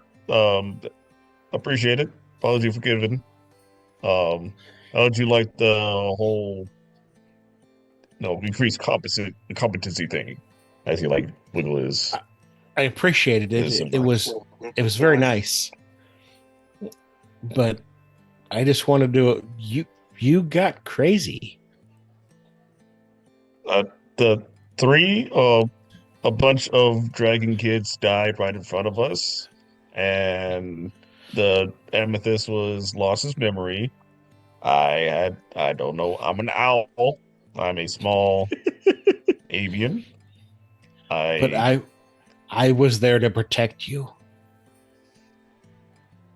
He's like, so I protected you. And as he kind of nods at you and is walking away, and he's like, I'll do it again. And he goes up underneath one of the long tables and lays down. I appreciate that. As he's going to fly off to a tree to actually is he still am I still in Harrye's shirt? Harrye has not evicted you, if that's what you're asking. Ugleo's gonna wiggle his way out of Harrye's shirt, and it's gonna be, hey, thank you for providing a little misting area of comfort. Usually folks don't like it when I crawl into people's clothes. So yeah, thank you. That was a very stressful event, and I needed somewhere to hide. So I appreciate that. No, of course. It was very emotional, and I'm glad I could provide some support. Now, in Harrye's mind, there is definitely the idea of I mean, every great wizard needs an avian companion, so we'll see. I love it. And he's gonna fly off. Gonna find himself a tree to kind of just land there and take himself a little nap for the night. That's his little place of it's gonna Cool. yeah. Yeah. Shade's already going to be partaking in the hot spring as well. Quinari and Chaddious and Dis, what are y'all going to be up to? I'm going to give Quinari the rest of the bracelets for each of her snakes. I'll be like, I don't know their names, but here you go. It's 1, 2, 3, 4, 5, 6. How many snakes do you have? I think I made enough.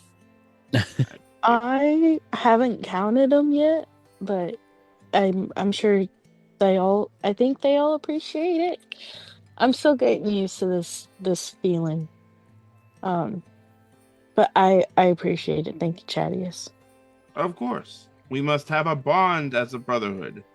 As a hood. Since there's men and women here. Yes. And he kind of squints like he's racking his brain on it, and he's like, I'm gonna get in the hot spring. You do that. Quinari's gonna go up and try to get word back to the shop, because all of her true adventuring gear and her old gear is back at the speakeasy. Okay. So I just need to get a word to get the rest of my stuff. I never thought I'd have to get it again, but Yeah. today's the day. So I would say that you go up to Keen and tell her hey, I need this, and she would send a small Ravyn, to Merwin and to Doldrick, and make sure that you have the gear. And if y'all are not going back to Otterton first to stockpile or anything like that, anything else that you guys would need from Otterton and all of the adventuring gear and stuff, put it in that note, that missive, and I'll send text it you off. later. Sure. And then Dis. I walk side by side with Amythyst and kind of like follow up to the edge of the pool where he goes in, and I kind of just sit at the edge, but I don't go in myself.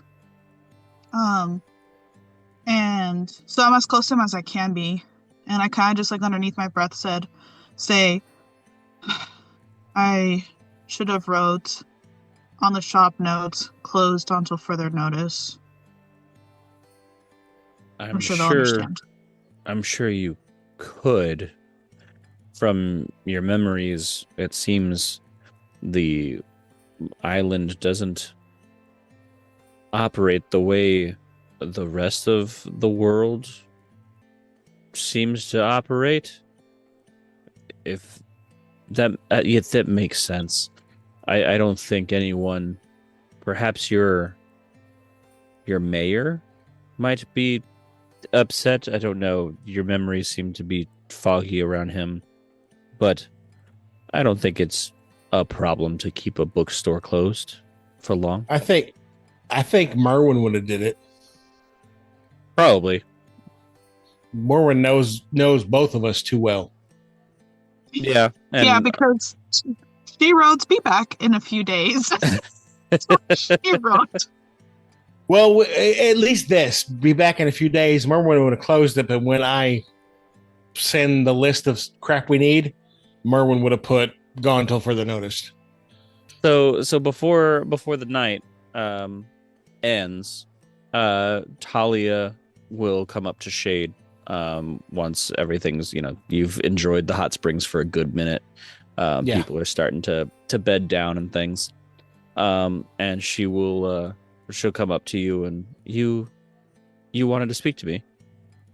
Yes. Let's go outside for a minute.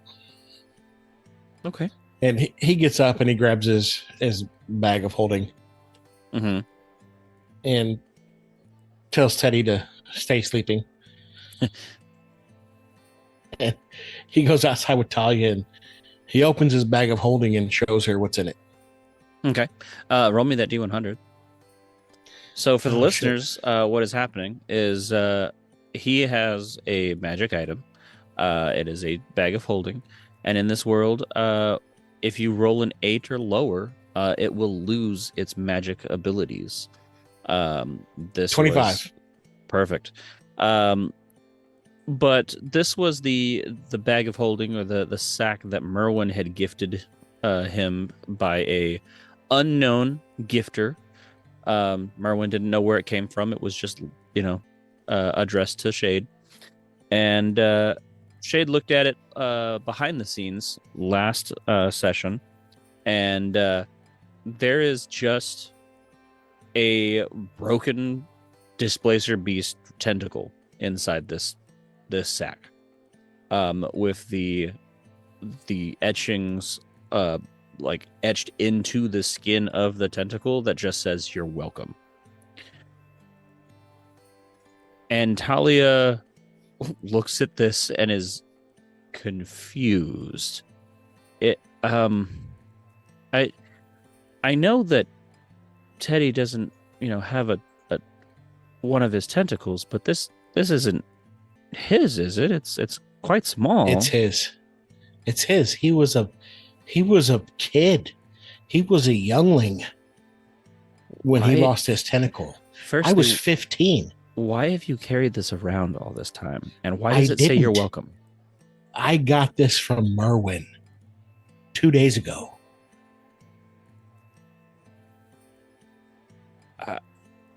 Can this be put back on? I don't think so. I mean, there is magics that, in the past, perfectly preserved. Well, minus the "you're welcome" etched inside it. Well, yeah, but you're welcome from who? I have no idea. I haven't even told Teddy this yet. I mean, should you? I don't know. He has survived the last 25 years like that. 25. Like he is. And he is a beautiful and complete being. I would be lost without him. I mean, there are magics that can reattach it. They're extremely high level of skill to perform, Yeah. but I don't know if it would even work the way that magic works now, at least on the islands. I mean, do we know anybody that could do that? I mean, maybe somebody at the Arcanum has the knowledge, but nobody's been to the Arcanum in 20 years. Not since the Cataclysm. Well, I mean, no, because I mean it's the Arcanum. That's magic, and I'm sorry, people that cast that much make me nervous. Well, but I mean, are they even casting magic now? Now that the magic is the way it is? I would think so. I don't know. I've never had the reason to go there. Personally, I would say you still don't have a reason. It's baffling. But why come to me with this? Somebody else has to know. Because I'm going to be honest, I'm not sure if I'm going to survive this. But I will send him away if it comes to that. And you know I will. And if anybody I know throughout the whole, besides Merwin, I'd send him to you. I understand. Because you understand him.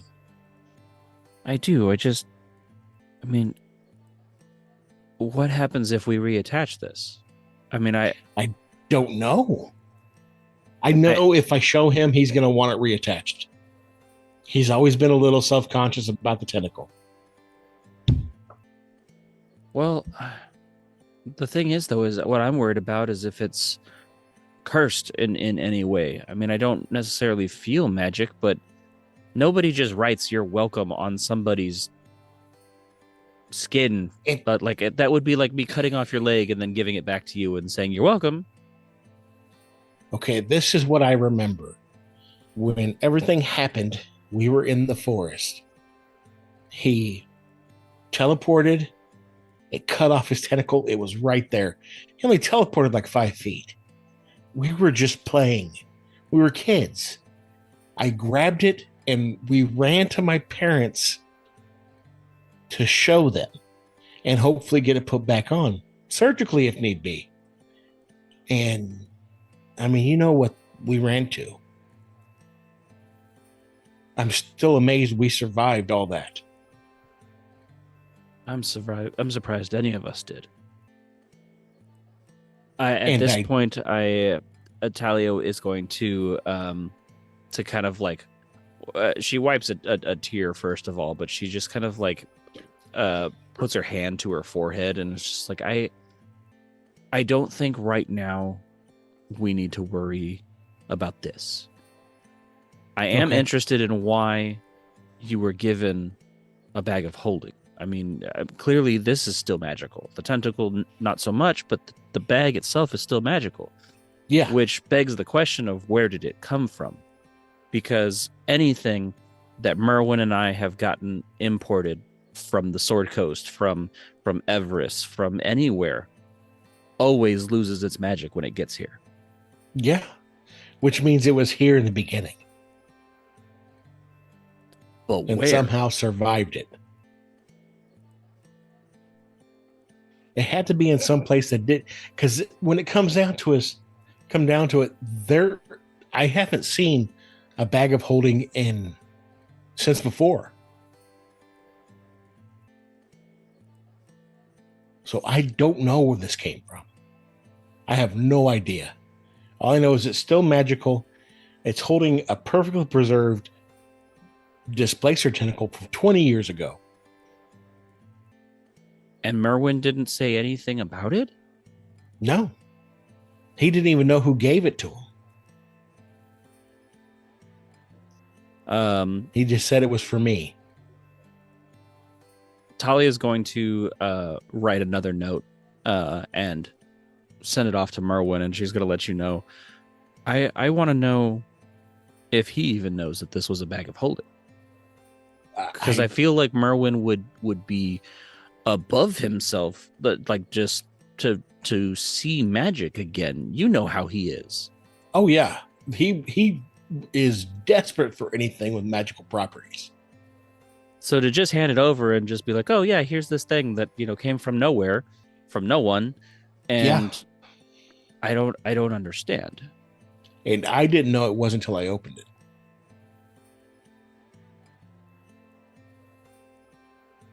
And I haven't told anybody about it yet. And I'm not going to tell anybody. Speaking of which, roll a perception for me. Passive is 18. That's okay. Let me see. Yeah. I'm rolling. Perception. That's a 14. Okay. Yep, that didn't help. Okay. So Talia and Shade spend a little bit more time talking, and perhaps planning or just reminiscing and getting prepared for what is to come. If anybody understands it, it's her. So yeah. But eventually, Talia bids herself good night to you and goes to bed. Everyone seems to be winding down and going to sleep. And if there's nothing else, we go to the next day. Yep. Okay. Quinari. Yes. You are back to your elvish self. Oh. You wake up and you are just you're back to yourself. You unfortunately don't have the thunder spell anymore. That was only a long rest thing. It was till the next long rest. So unfortunately that was gone too. But you're not a Gorgon.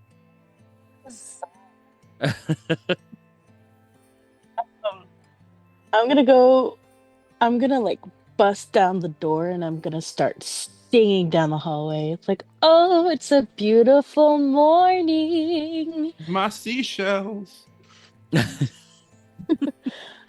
So everyone does hear the busting of the door and the singing of the beautiful morning. I guess Quinari is your alarm clock for the last 2 days. Oh, at least it's nicer this time. Quinari, did you do something different with your hair? No. I put in the friendship bracelets, but that's about it. And you do see, Chaddious, you do see the bracelets braided into the hair.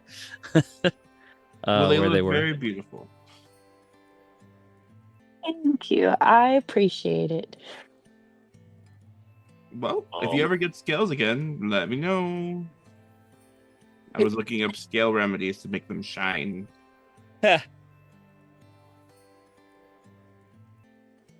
I'm gonna skip down to breakfast. I'm like, I need a drink. Ugleo's gonna fly over. And he's gonna see Quinari in her regular form. Just like, who? Then he's gonna look in his vial, his blood sample vial. Is it no longer silver? It is no longer silver. It is red. And he's going to fly in. And he's going to fly uncomfortably close to Quinari as he's just analyzing her. Good morning, you beautiful bird. Morning, you're not a Gorgon anymore. I am not, and that is a point for celebration. Would you like a drink? He looks up at you and says, the water. I will get this fine bird a water, and I will take not what I got last time. Actually, do give me a sample of what she got last time. I need to study that. So actually, screw the water. Just the thing that she had last time, and a little vial thing. Sure, you get a little vial of the hurricane that she had from last time. Okay, thanks. Bye. As he flies off. And I think that that's where we'll end this session. I think it's a good place to stop. Yeah. You're welcome, everybody. I'm talking to the listeners. I was about to say, that's very pointed, sir. Yeah. We helped, sort of. So for the listeners, share the podcast, do all the things. If you want to listen to the bonus content or the unedited episode of these sessions, the $8 tier on patreon.com is how to get that info, and also NPCs of the week that we come up with, different NPCs, not only for this world, but just in general, that we come up with a little plot hook for you to use in your games. So that's that. Remember to check your dungeons, because this dungeon is occupied.